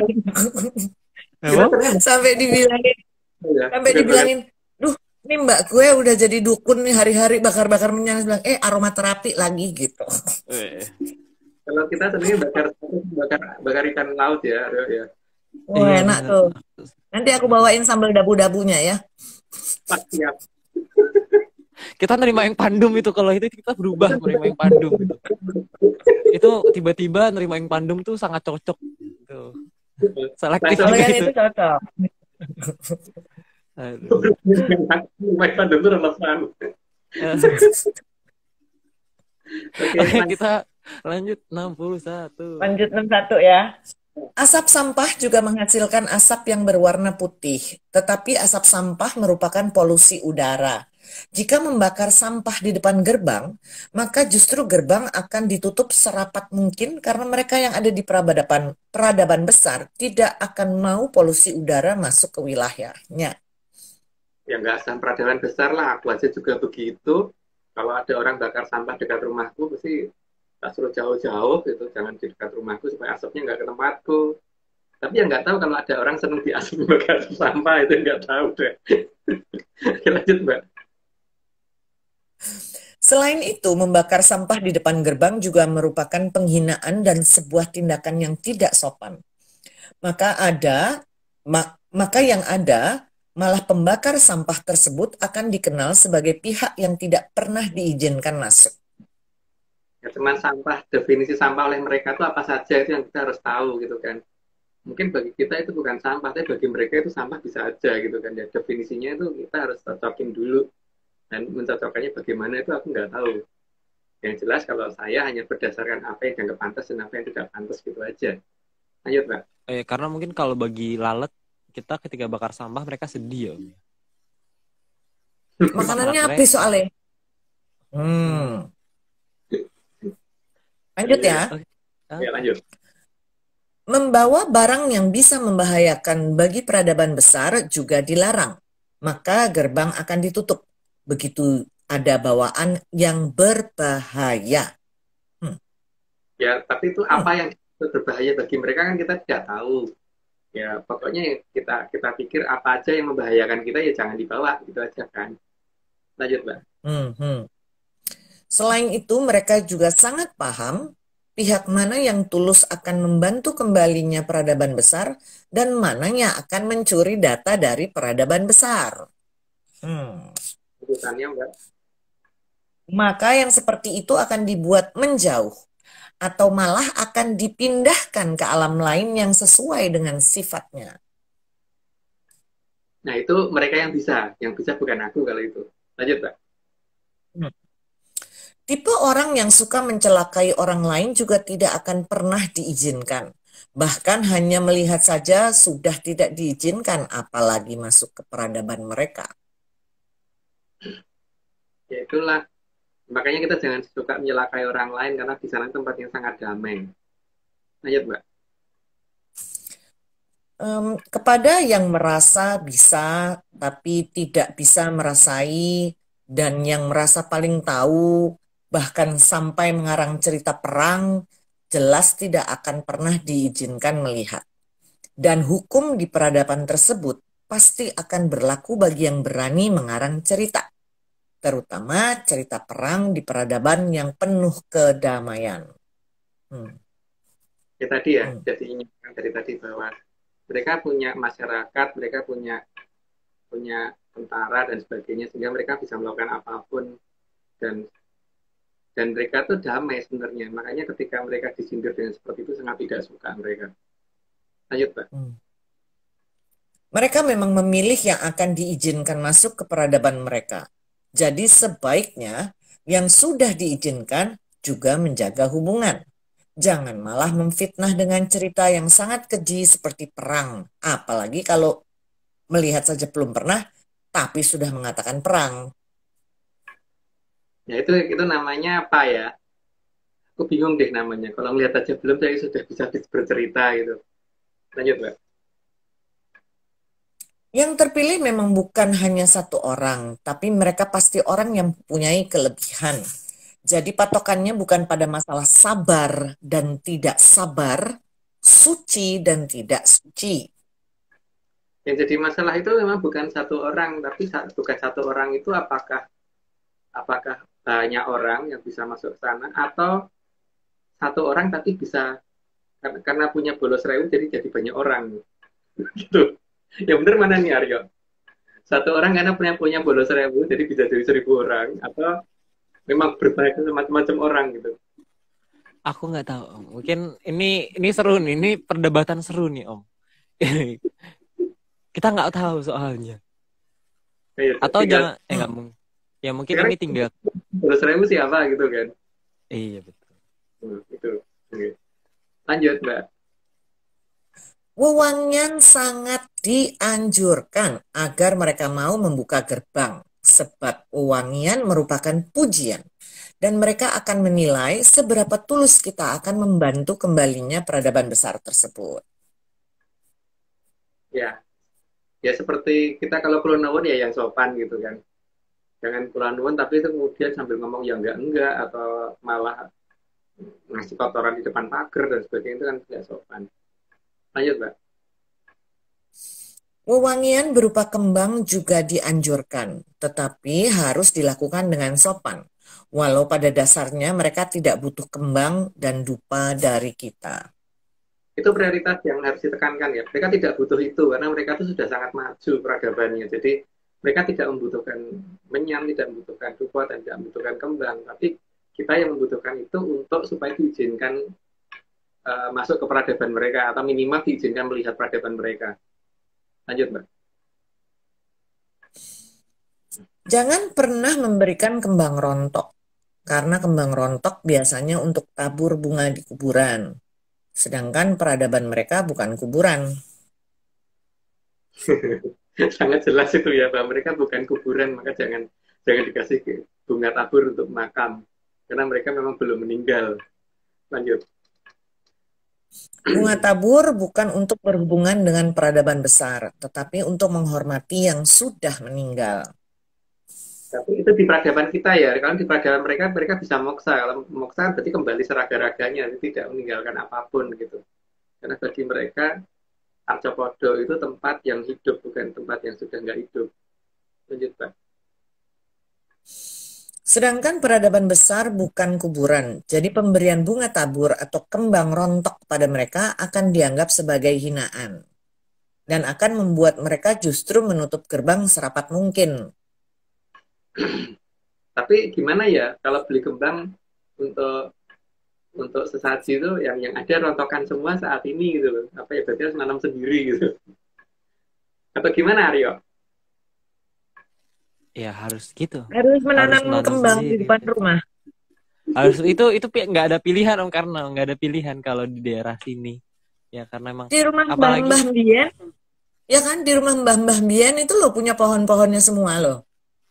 Iya. Yang kembang ros merah, kembang ros putih, ada melati tumpuk, melati apa, ono kenongo, ono kantil kabeh, pandan duwe. nggak, tapi Rumahnya ini Mbah dulu begitu. Kuplik. menyanas ada yang ngomong bukan kembang desanya dilarang ya, jangan. Kembang desa itu udah lewat, Jangan dilarang kembang desanya. Jangan. Saya kembang kota.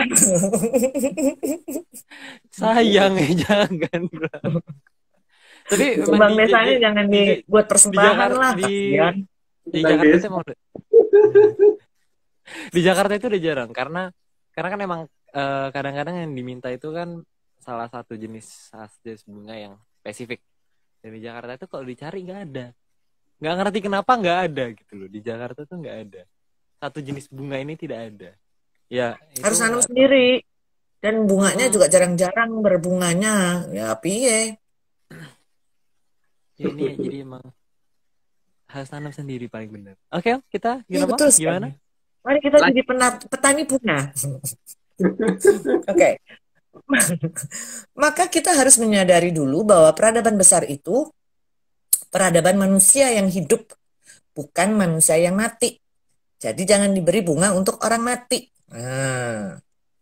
Ya sekarang nggak sah mereka lah. Kalau Aryo aja kalau tak kasih kembang kuburan gimana, Aryo? Suka? Aku kaget sih, Om. Pertama kaget, Om. Nggak bisa berkata-kata. Tapi ada cerita lucu sih, Aryo. Dulu tuh aku waktu pas masuk TK kecil, itu kan aku pernah naksir sama guruku yang gimana gitu, cantik kan. Waktu TK kecil itu, Bu, hari pertama masuk itu, terus pas hari apa gitu, pas liburan kan diajak Bapak untuk nyekar eyang di makamnya eyang itu, Bapak nabur bunga di situ kan. Aku nanya, Pak ini kok ditabur bunga kenapa? Ya supaya tempatnya wangi. Loh, kenapa kok wangi? Karena kita kan sayang sama eyang supaya tempatnya eyang jadi lebih wangi gitu kan. Nah besoknya gitu masuk sekolah aku nulis surat terus beli kembang yang pakai untuk nyekar tak kirimkan tak kasihkan ke guru ngomong.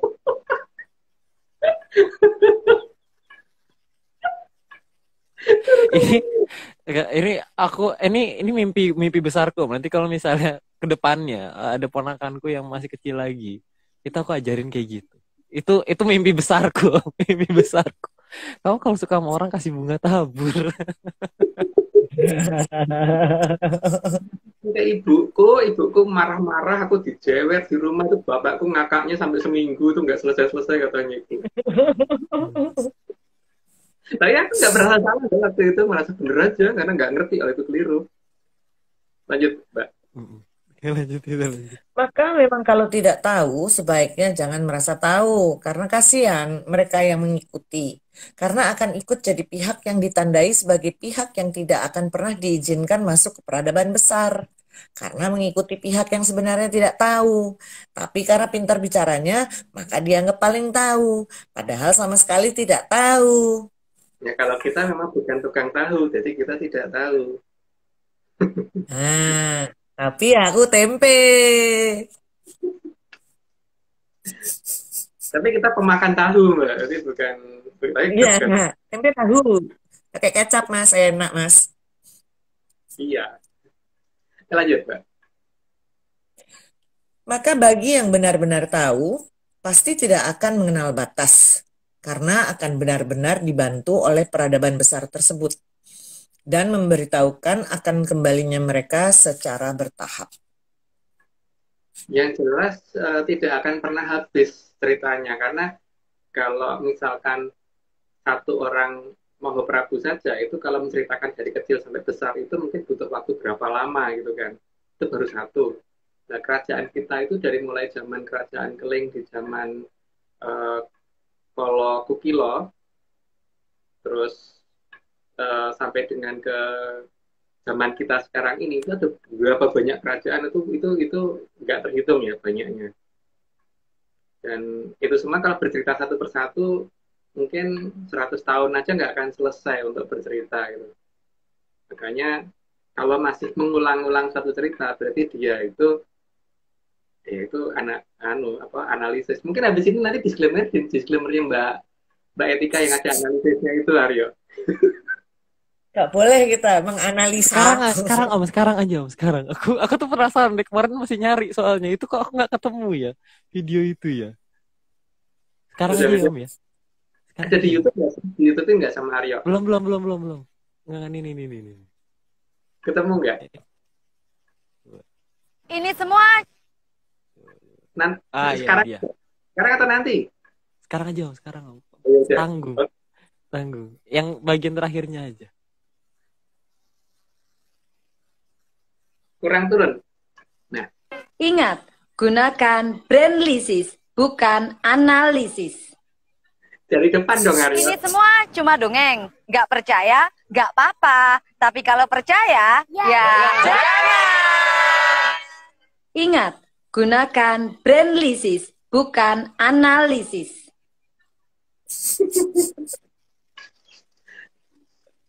Mau pakai pembelaan bahwa dari kata Ana dan Lisa, tapi tetap aja ngomongnya analisa gitu, ngomongnya bukan Ana, Lisa gitu kan, nggak pakai jarak gitu loh ngomongnya.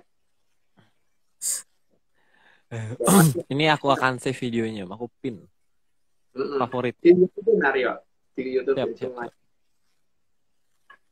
Oke. Lanjut. Oke. Bagi yang benar-benar dianggap tulus akan membantu, maka akan diberikan kepekaan atas cahaya yang bisa terlihat dari luar gerbang. Sehingga akan sangat paham di mana saja gerbang berada. Karena itu lock on target ya, cahaya bagi mereka bisa mereka atur arahnya harus kemana dan ke siapa itu bisa mereka atur bener. Jadi walaupun posisinya berdekatan, tetap aja yang lain nggak akan lihat. Yang lihat cuma orang tersebut. Ya, orang tersebut itu siapa, kita tunggu deh. Karena kita juga dalam posisi mencari. Oke, lanjut, Pak. Juga akan diberikan hak khusus untuk mengabadikan peradaban besar dari kejauhan yang tidak akan mudah dilihat oleh sembarang orang. Terutama mendokumentasikan perkotaan di arah yang seharusnya tidak ada kota. Ya, kalau itu sih kebetulan kita pernah dikasih tahu ya, Aryo ya.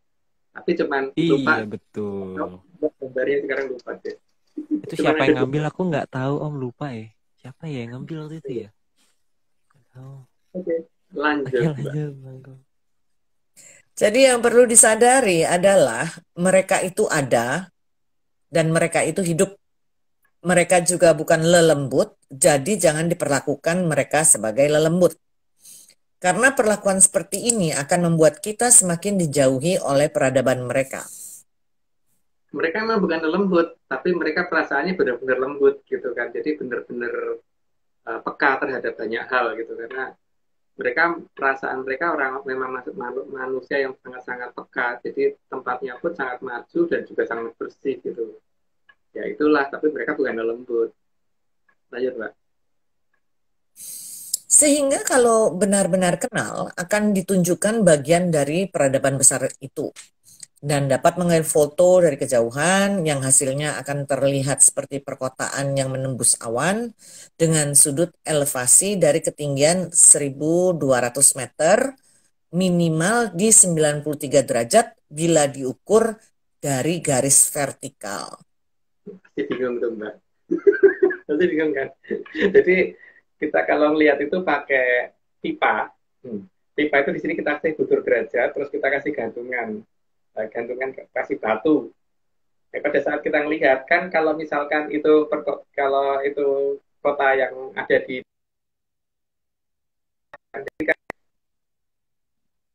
garis vertikal. Kayaknya Om terputus Om. Tadi sempat muter. Nggak boleh cerita. Ya, jadi Apa? nggak boleh. Nggak boleh cerita. Enggak. Ini mungkin ini pertanda karena kita ini kita ada sebenarnya udah beberapa kali sebutin tapi belum ada yang praktekin Om. Mungkin itu. Kita udah berkali-kali soalnya.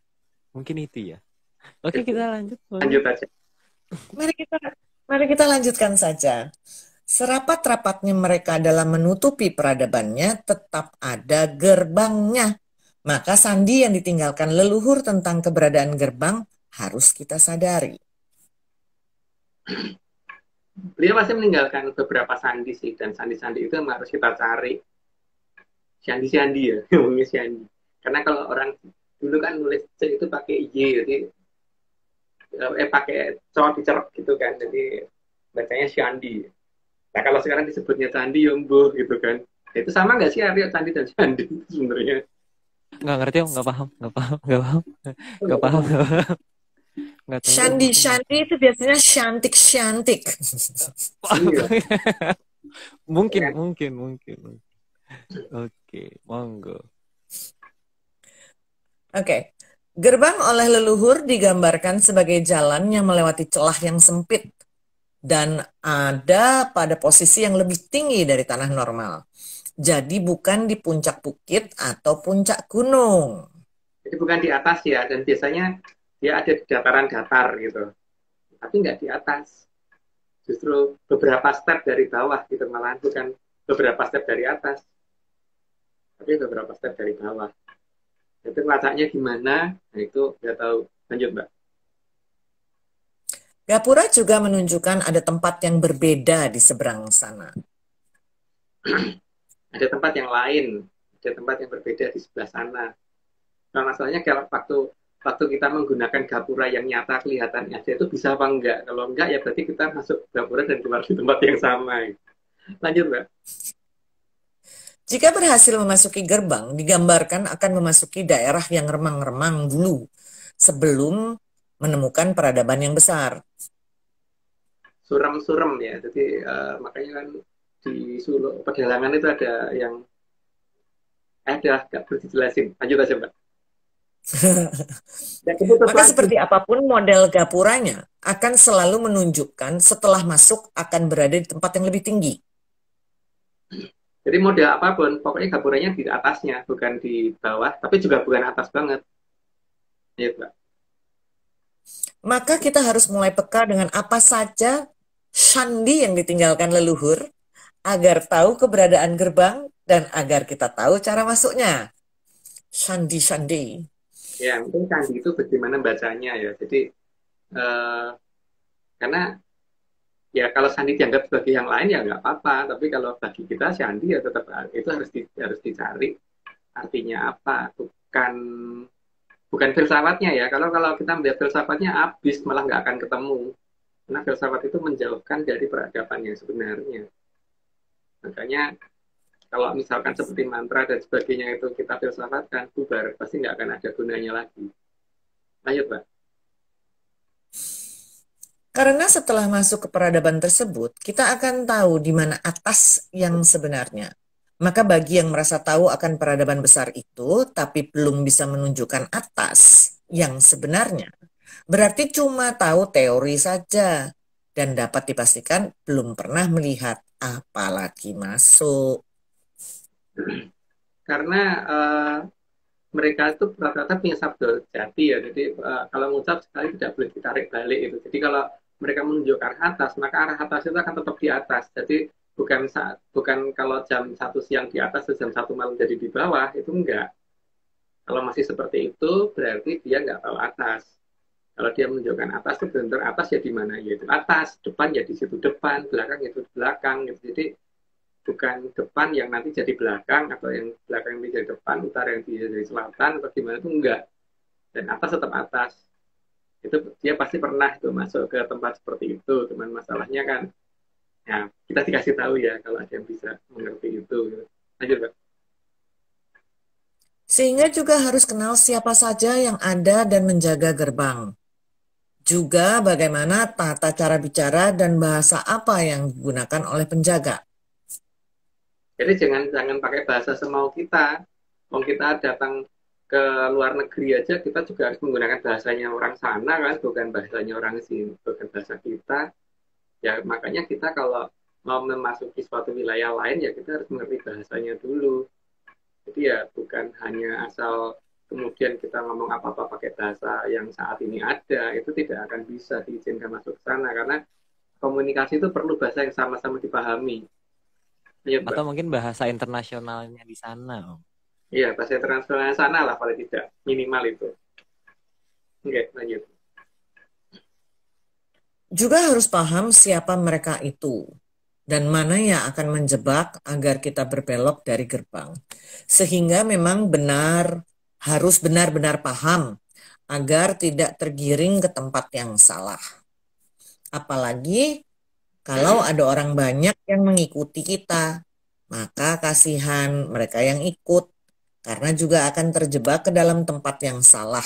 Sehingga hanya akan ada cerita astral yang dibumbui halu, juga kata-kata indah dan bijaksana.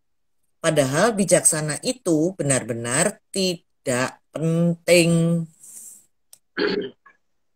Ya, seperti itu ya. Jadi makanya kalau karena kita tidak tahu, kita tidak memberitahu.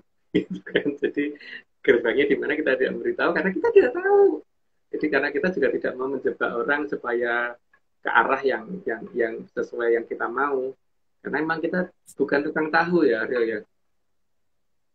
Betul. Betul. Bener sih. Bener, bukan tukang tahu. Bener, itu beneran. Oke, lanjut. Oke, lanjut. Kita lanjut. Karena kita juga harus sadar dan benar-benar paham. Gerbang tidak berada di sembarang tempat.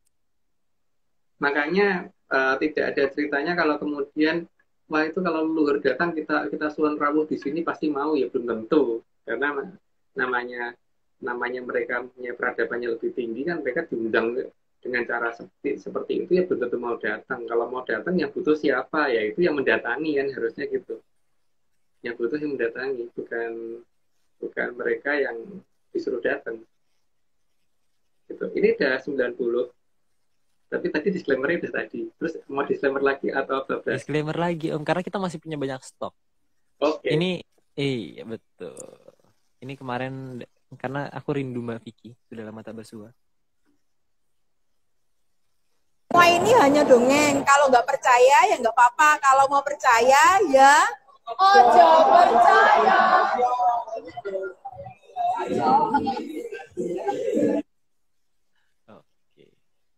Iya. Yes. Oke. Lanjut dulu, Mbak. Kita juga harus menyadari tempat yang tidak ada gerbangnya akan menuju ke arah bawah. Dan arah bawah adalah arah yang paling kita kenal karena kita kehilangan orientasi arah selain bawah. Karena orang seluruh dunia itu kalau menuju arah bawah semuanya kan menuju ke titik yang sama kok. Dari tempat manapun gitu. Tapi kalau atas enggak. Semuanya beda. Nah itu kenapa begitu gitu loh. Kenapa orientasi yang benar kok tinggal arah bawah gitu. Itu harusnya mulai kita pertanyakan ya. Apa yang salah dengan kita sehingga kita kok hanya mengenal arah bawah yang semua orang menunjukkan ke arah yang sama. Oke, lanjut Mbak. Jadi kalau mau naik ke peradaban besar, jangan malah turun jalannya. Karena mereka yang di peradaban besar ada di ketinggian. Kebangunannya aja di atas 1.200 meter kok. Itu yang ini ya, kalau kita ambil flat lurus dari Kintameng, kenyataannya 3 derajat ke atas. Jadi pasti di atas 1.200 meter itu belum ditambah dengan kelengkungan bumi ya. Ditambah dengan kelengkungan bumi di atas 1.200 meter banget gitu. Apalagi yang di selatan, waktu itu kelihatan 6 derajat kan ya Aryo, dari pantai. Iya, kalau yang di selatan, tiba-tiba aku ingat itu di atas 6 derajat. Iya. Sekarang aku lupa lagi. Sekarang aku lupa lagi. Apa tadi ya ngomong apa? Oke, monggo.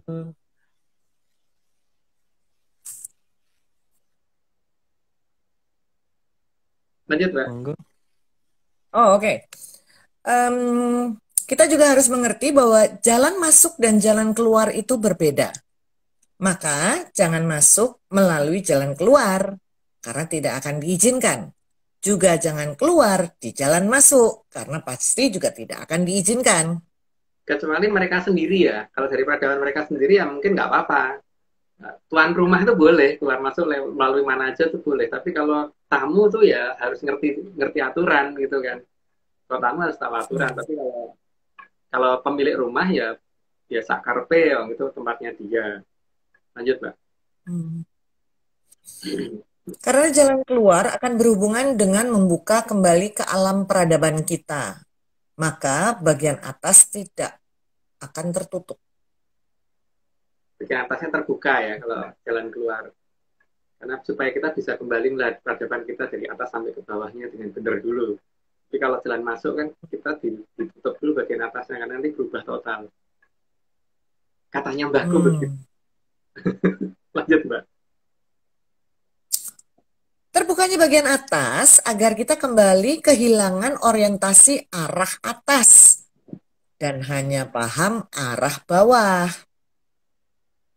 Ya karena peradaban kita memang begitu, tapi ya nggak tahu banyak orang yang ngerti maha atas gitu. Aku nggak ngerti deh atas itu ada di mana kok di sini tuh. Karena atas itu harusnya tempat yang sama di setiap tempat karena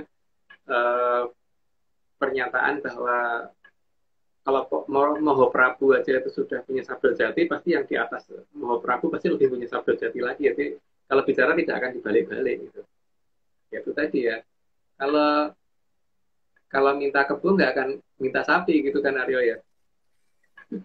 Minta sate nggak akan ganti burger. Atau minta burger diganti sate nggak akan. Jadi minta sate ya sate dari awal sampai akhir. Dengan alasan saya mau menghemat tusuk gigi itu nggak Pak. Ya, nggak boleh. Harus konsisten berarti. Kalau kepengen itu ya kepengen itu. Kalau yang ini ya kalau udah dapat itu baru nanti kemudian boleh ganti yang lainnya. Jadi kalau minta sate, tapi misalnya minta sate, satenya udah dipanggang, udah siap dipanggang nih. Masa diganti burger kan kasihan yang masak. Iya. Ya yang kasihan yang pesen juga, yang satenya datang burger orang lain yang diambil juga nggak boleh dong. Iya, curang kan tuh kasihan deh. Kasihan loh kan lapar ya. Itu dah. Harusnya burger punya orang. Iya. Itu berarti kan nggak punya sabda jati ya. Iya, itu berarti nggak punya sabda jati kalau gitu. Oke, lanjut. Lanjut. Maka memang perlu dicermati bangunan yang seolah-olah rusak itu karena benar-benar rusak atau cuman dibangun seperti itu saja. Agar kita mulai paham apa yang namanya gapura. Apa yang namanya gapura dan bagaimana caranya masuk dan bagaimana nanti lewat mana tempatnya keluar gitu kan. Dan Menarik. Landscape itu bisa dicocokkan di tempat yang lain, jadi itu kan cuma syandi ya, aslinya di mana harus dicari. Gitu. Lanjut, Mbak. Seharusnya kita juga paham mana gapura yang tidak boleh kita masuki, karena yang boleh melaluinya hanya untuk mereka yang boleh keluar masuk saja. Ya, ada jalur yang tidak boleh dimasukin oleh kita juga kan. Seperti apa, kalau kita mau bertamu ke tempat orang, itu kan juga ada pintu yang tidak boleh kita masukin, toh. Kalau tamu tuh harus masuk lewat pintu depan gitu. Jadi nggak boleh masuk lewat tempat yang lain, kecuali kalau saudara atau pemilik rumah itu nggak apa-apa. Tapi kalau orang lain ya nggak boleh. Nggak boleh lewat garasi, kecuali pegang kunci sendiri gitu lah. Ya, kalau pegang kunci sendirian berarti itu kalau nggak pemilik rumah, orang yang dipercaya atau saudara kan, atau malah orang. Betul.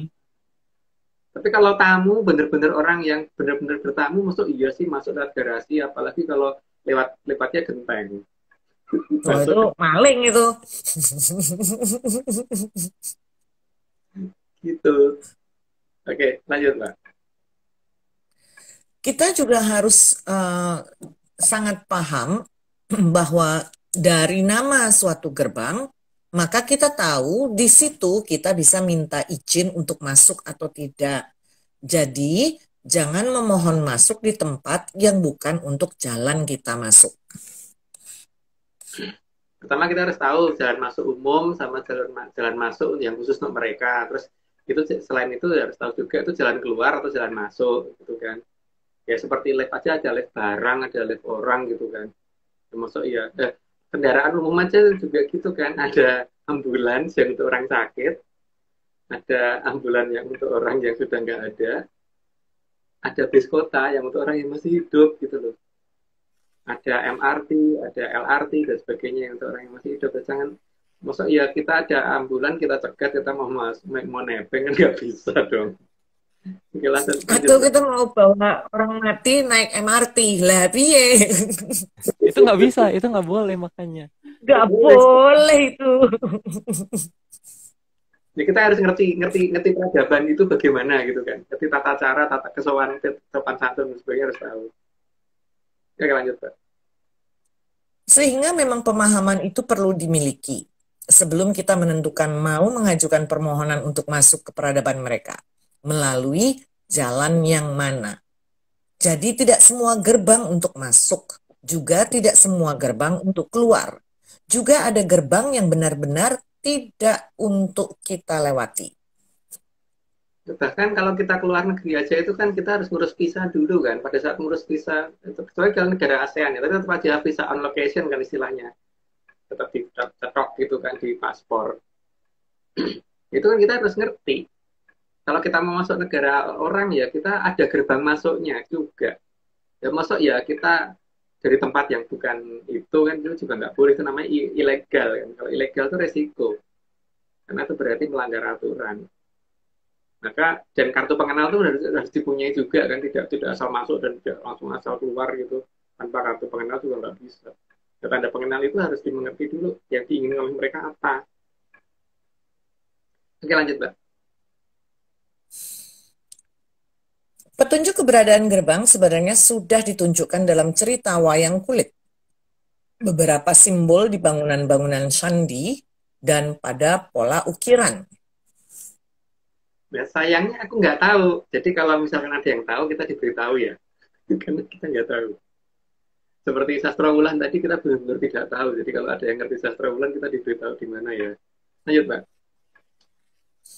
Sangat terlihat pola yang sangat menonjol yang digambarkan oleh tempat yang seharusnya dekat gerbang yang terakhir ditutup. Maka masyarakat akan mengabadikan dalam bentuk pintu yang sangat indah, lengkap dengan lambang buah Sang Mahajaya yang ada di atas gerbang. Itu, jadi gerbang itu kan ada banyak. Jadi bukan hanya di daerah pusat ibu kota ya, karena setiap kadipaten kan juga punya gerbang. Setiap kota, setiap kabupaten, setiap kapanewon itu semuanya ada gerbangnya masing-masing. Jadi ya kita harus mengenal itu. Tapi yang terakhir ditutup itu pasti paling dikenal dan pasti paling paling pasti mereka juga masih bisa mengingat sedikit lah paling tidak tentang buah mojo itu seperti apa, buah pengetahuan atau buah mojo itu seperti apa, dan gerbang itu dulu bentuknya kayak apa gitu. Cuman masalahnya kayak apanya tuh kayak apa tuh juga nggak tahu. Lanjut Mbak. Makin bagus hiasan dengan keemasan yang dibentuk di pintu yang dibuat masyarakat, maka di tempat itu memang banyak gerbang menuju ke peradaban keemasan Nusantara. Nah, itu ada di mana kita juga nggak tahu masalahnya itu. Mungkin Aryo yang tahu. Aku nggak tahu ini hiasan khas mana, aku nggak tahu Om. Oh, sama Iya. ya. Ya pokoknya di Kurang peradaban tahu. gitu gimana gitu kita nggak ngerti banget ya. Mungkin siapa tahu kalau di Merana atau teman-teman di Bali pada tahu, kita dikasih tahu ya, karena kita nggak tahu. Iya Lanjut. benar. Nah, kalau di Jawa namanya regol bukan sih? Kalau yang kayak model gitu, pintu tuh regol ya? Ya, Salah ya? ya, regol itu bahasa setelah dari Jawa, Mbak. Tapi kalau masih di Kawi bukan, belum regol, masih bantar, masih bentar. Oh, Atau masih gap. bentar. Kalau udah Jawa jadinya regol. Ya. Kata mbahku loh, Mbak. Oke. Ya nggak apa-apa Mas. Nanti saya juga tanya sama mbah saya deh. Kita nanya sama mbah-mbah. Maka dalam mencari gerbang, memang juga harus mencari di mana pola keemasan itu muncul. Karena di sana pasti banyak gerbang yang akan pertama dibuka. Menarik. Ya, makanya Cantik-cantik. walaupun Mojopahit itu nggak jauh dari tempat kita ya Aryo ya, tapi paling tidak gerbang yang akan dibuka di paling awal ada di mana gitu, kita harus paham dulu. Oh. Aku Gerbang yang nggak paham, kuncinya aku nggak ketemu. paham. Oke, Pasti oke kita pasti seperti gerbang yang dibuka adalah yang kuncinya ketemu duluan. Yeay. Bener, kuncinya ketemu duluan. betul. Kalau kuncinya nggak ketemu, sekali. bukan yang pertama. Tapi bisa dibantu.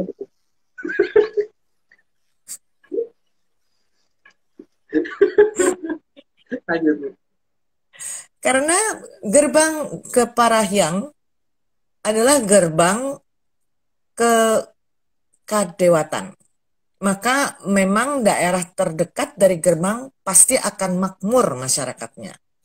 Dan nama wilayahnya akan jauh lebih dikenal dunia daripada nama negaranya. Gimana tuh ya? Ya pulang, Mbak. Karena itu akan tempatnya kembalinya kejayaan Nusantara. Apa sih ya? Aku lupa. Jadi kalau misalnya saya dari Indonesia, oh Indonesia tuh di mana ya? Oh ini saya, kamu tahu pulau yang gini-gini nggak? Oh ya saya tahu. Oh kamu dari situ, oke gitu kan? Itu pulau mana ya? Pulau mana ya? Nggak tuh. Pulau Gadung, Pulau Gadung. Banyak stand plat bisnya. Karena harusnya pulau Kadewatan juga ya Om harusnya ya. Kapalnya kali banyak ini ferinya, kapal ferinya. Karena nggak ada jembatannya. Iya benar. Benar. Ya. Tapi dari Pulau Gadung bisa juga lo menuju ke sana. Ya nggak salah sih, nggak salah sebenarnya nggak salah sebenarnya. Naik bus. Sananya naik bus. Nggak salah, beneran nggak salah. Oke, lanjut Mbak. Aduh, oke. Pambukaning kang tratat rambatipun gedhong kencana gumantung pangalihipun kang langgeng sarinipun tribuana kang pun reksa trigilang kencana. Ya, itu aku nggak ngerti artinya, jadi nggak perlu diartiin gitu ya. Jadi hari ini kita sudah selesai dan kebingungan kita tentang sastra wulan juga sudah kita bicara. Makin pol. Jadi mungkin karena ini semakin akhir tuh semakin rame Om. Jangan dilanjutin mungkin ya. Karena mungkin mereka mau istirahat. Oh, kasihan ya. Iya betul. Iya betul. Gimana Om? Kenapa Om? Iya, nanti kalau mereka dengar cerita sastra wulan kan makin mereka bingung, Iya. Apa namanya? Kan nggak ada tempatnya. Nggak ada tempat. Namanya juga nggak ada. gitu kan. Makanya mending kita lanjut minggu depan untuk Iya, teka-teki. kita lanjut minggu depan. Jadi sebenarnya kita tuh dari tadi ngobrol-ngobrol tuh segala sesuatu yang tak ada. aku udah lupa ya, Mbak. Aku lupa. Tadi kita ngobrolin apa sih? Iya. Aku tadi baca apa sih? Kok aku lupa? Hilang blank, amnesia. Apa ya? Ya itu. Ada yang suruh bahas Kita rudal bola. lalu berjamaah. Baca bahasa apa, Om? Aku nggak denger tadi. Agak. Oh iya, ada bahasa asing yang saya pergunakan tadi. Oke. Agak susah itu melengkap. Itu karena emang udah kebiasaan dari ya gimana dong ya, saya kan hidup di metropolitan ya. Jadi agak sulit lah. Aryo, itu kan dulu kita pernah menceritakan tentang besok ketika ada Ukoroino bakal ono perang sajroning kurungan. Itu kan sudah mulai terjadi. Dan nanti perang sajroning kurungan ini akan jadi wiwitan sebetulnya jamur dipo. Nah, harusnya hitungannya udah makin mendekat gitu kan. Tapi nggak perlu khawatir. Jadi kalau ada rudal kena di Polandia, itu sudah monggo dilihat di cerita yang lama. Di kita mungkin 93 atau apa ya, lupa, di 90 berapa gitu. Iya, itu pernah diceritain. Dan kita bilang bahwa ini nggak akan menang ini apa. Nanti kalau Surabaya Negari Megadok, mereka Surabaya ini ini kan sudah Megadok.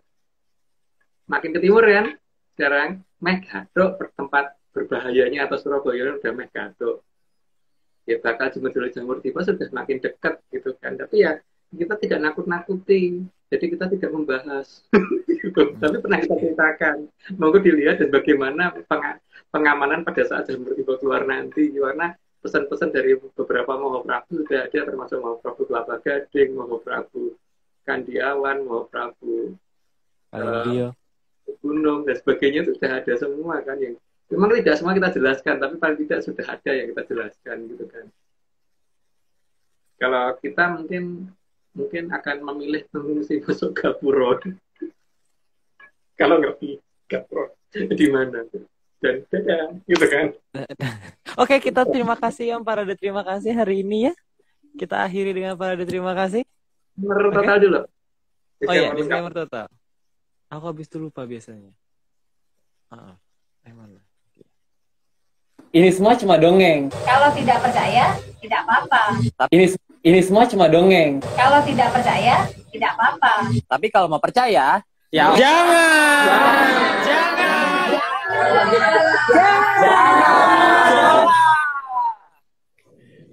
Ini bukan gertakan. Oke, disclaimer total Aryo. Oh ya, disclaimer total. Aku lupa. Ini yang. Oke, semuanya tim Atlantis Center atau tim ARC tidak pernah menjual jasa untuk berkomunikasi ataupun bertemu dengan para leluhur dalam bentuk ritual apapun.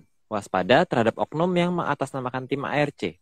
Ritual resmi hanya dilakukan oleh Mas Agung Bimo, Mbak Vicky Ananda, dan saya sendiri. Untuk informasi resmi silakan hubungi via DM IG @VickyAnandaReal karena beliau sudah siap 25 jam sehari, 8 hari dalam seminggu, 5 minggu dalam sebulan, 13 bulan dalam setahun. Gitu. Oke, jadi beliau akan siap. Tapi mungkin dijawabnya akan 1 jaman sekali. 1 jaman kolo ya. 1 jaman kali, Om. Jadi kurang lebih 7 jaman kolo ya guys. Jadi dibalasnya itu. Iya, sekian lama. Jadi mungkin baru zaman Kolo Suroto nanti dibalas. Oke. Kalau gitu kita terima ada kata-kata, mungkin ada kata penutup dari Mbak Sari? Jangan dipercaya lah obrolan kita malam ini.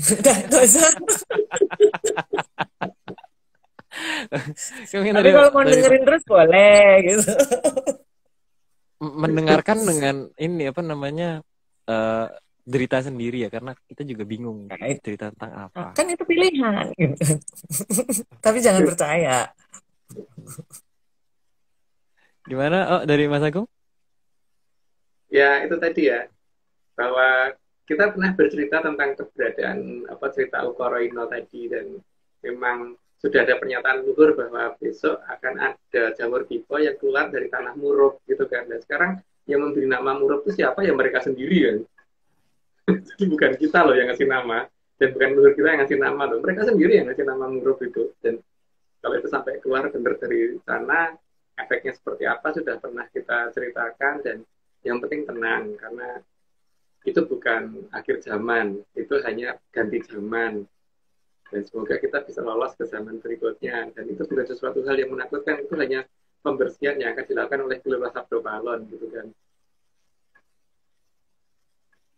Dan memang sudah dekat. Ya semoga masih bisa sampai 137 ya, walaupun kita sudah siap dapat 200.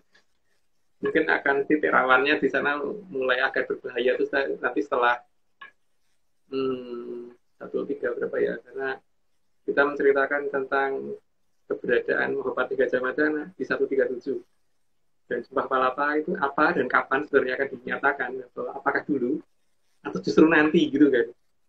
Itu nanti di 137 akan kita buka, dan itu berarti awal akan adanya suatu hal yang dijangkakan luhur. Itu udah nggak jauh kalau sampai situ, tapi ya itu aku nggak tahu. Gitu. Karena yang dikatakan bahwa besok akan ada wewe putih Gegamanto Bowulung ngabraseng wedon kan sudah terjadi kan. Dikatakan wewe itu kan karena bentuk dikatakan wewe putih karena dia berpakaian serba putih dan ini kan, dan membawa tongkat yang untuk nyemprotin itu. Gitu kan, yang dimusuhi yang nggak kelihatan gitu, dan akibatnya bakal ono pasar ilang kumandangi, negara ilang renge dan sebagainya. Terus banyak tempat yang disekap, ada kan pernyataan itu. Itu pun ada loh. Dan ini kalungnya Jawa sebentar lagi kayaknya akan diselesaikan kalungnya. Kalau patokan dari Selat Joyoboyo kan sudah jelas bahwa besok rikala tanah Jawa wis kalungan wesi. Kalung itu bukan dari kepala, bukan dari atas sampai bawah ya, cuma di sekitar leher. Jadi kalau rel kereta api itu dari Jakarta sampai Surabaya muter jalur selatan dan utara, itu bukan kalungan wesi, itu sarungan wesi kali ya. Terus oke. Kalungan wesi itu ya hanya sebatas leher, dan ini kan akan selesai kalungan wesi ini. Jadi ya sudah, oke, begitu kita kenapa Mbak Sari? Ada apa? Enggak apa-apa. Oh, mau kalungan besi juga deh. Jangan dipercaya, itu tadi yang paling penting, itu jangan dipercaya. Loh, kan nggak percaya kan. Oke, kalau gitu kita tutup ya, dengan terima kasih. Ya, oke. Oke.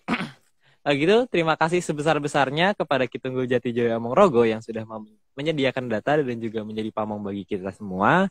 Kemudian juga terima kasih Mas Agung menjadi narasumber dan juga sudah membuatkan slide. Kemudian juga Mbak Sari, terima kasih malam hari ini sudah menyumbangkan suaranya.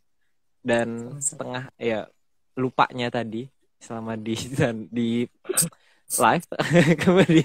Kemudian juga Mas Nogo tentunya sudah mau merapikan slide. Kemudian Bang John, hari ini gambarnya luar biasa. Terima kasih. Kemudian juga tentunya Mbak Vicky, Mbak Ade, Om Iwan, Haskell, dan segelintir tim ARC lainnya. Dan terakhir, terima kasih Bos Besar Pak Marius Gumono yang sudah mau memprakarsai Atlantis Series hingga hari ini. Oke, gitu Om. Sudah? Kita sudahi ya? Kalau gitu kita sampai jumpa di pertemuan 132 minggu depan, hari yang sama, jam yang sama. Kita tidak akan bosan. Jadi selamat malam, salam sehat, dan tentunya salam menyan. Salam menyan, rahayu sedoyo. Makasih semua.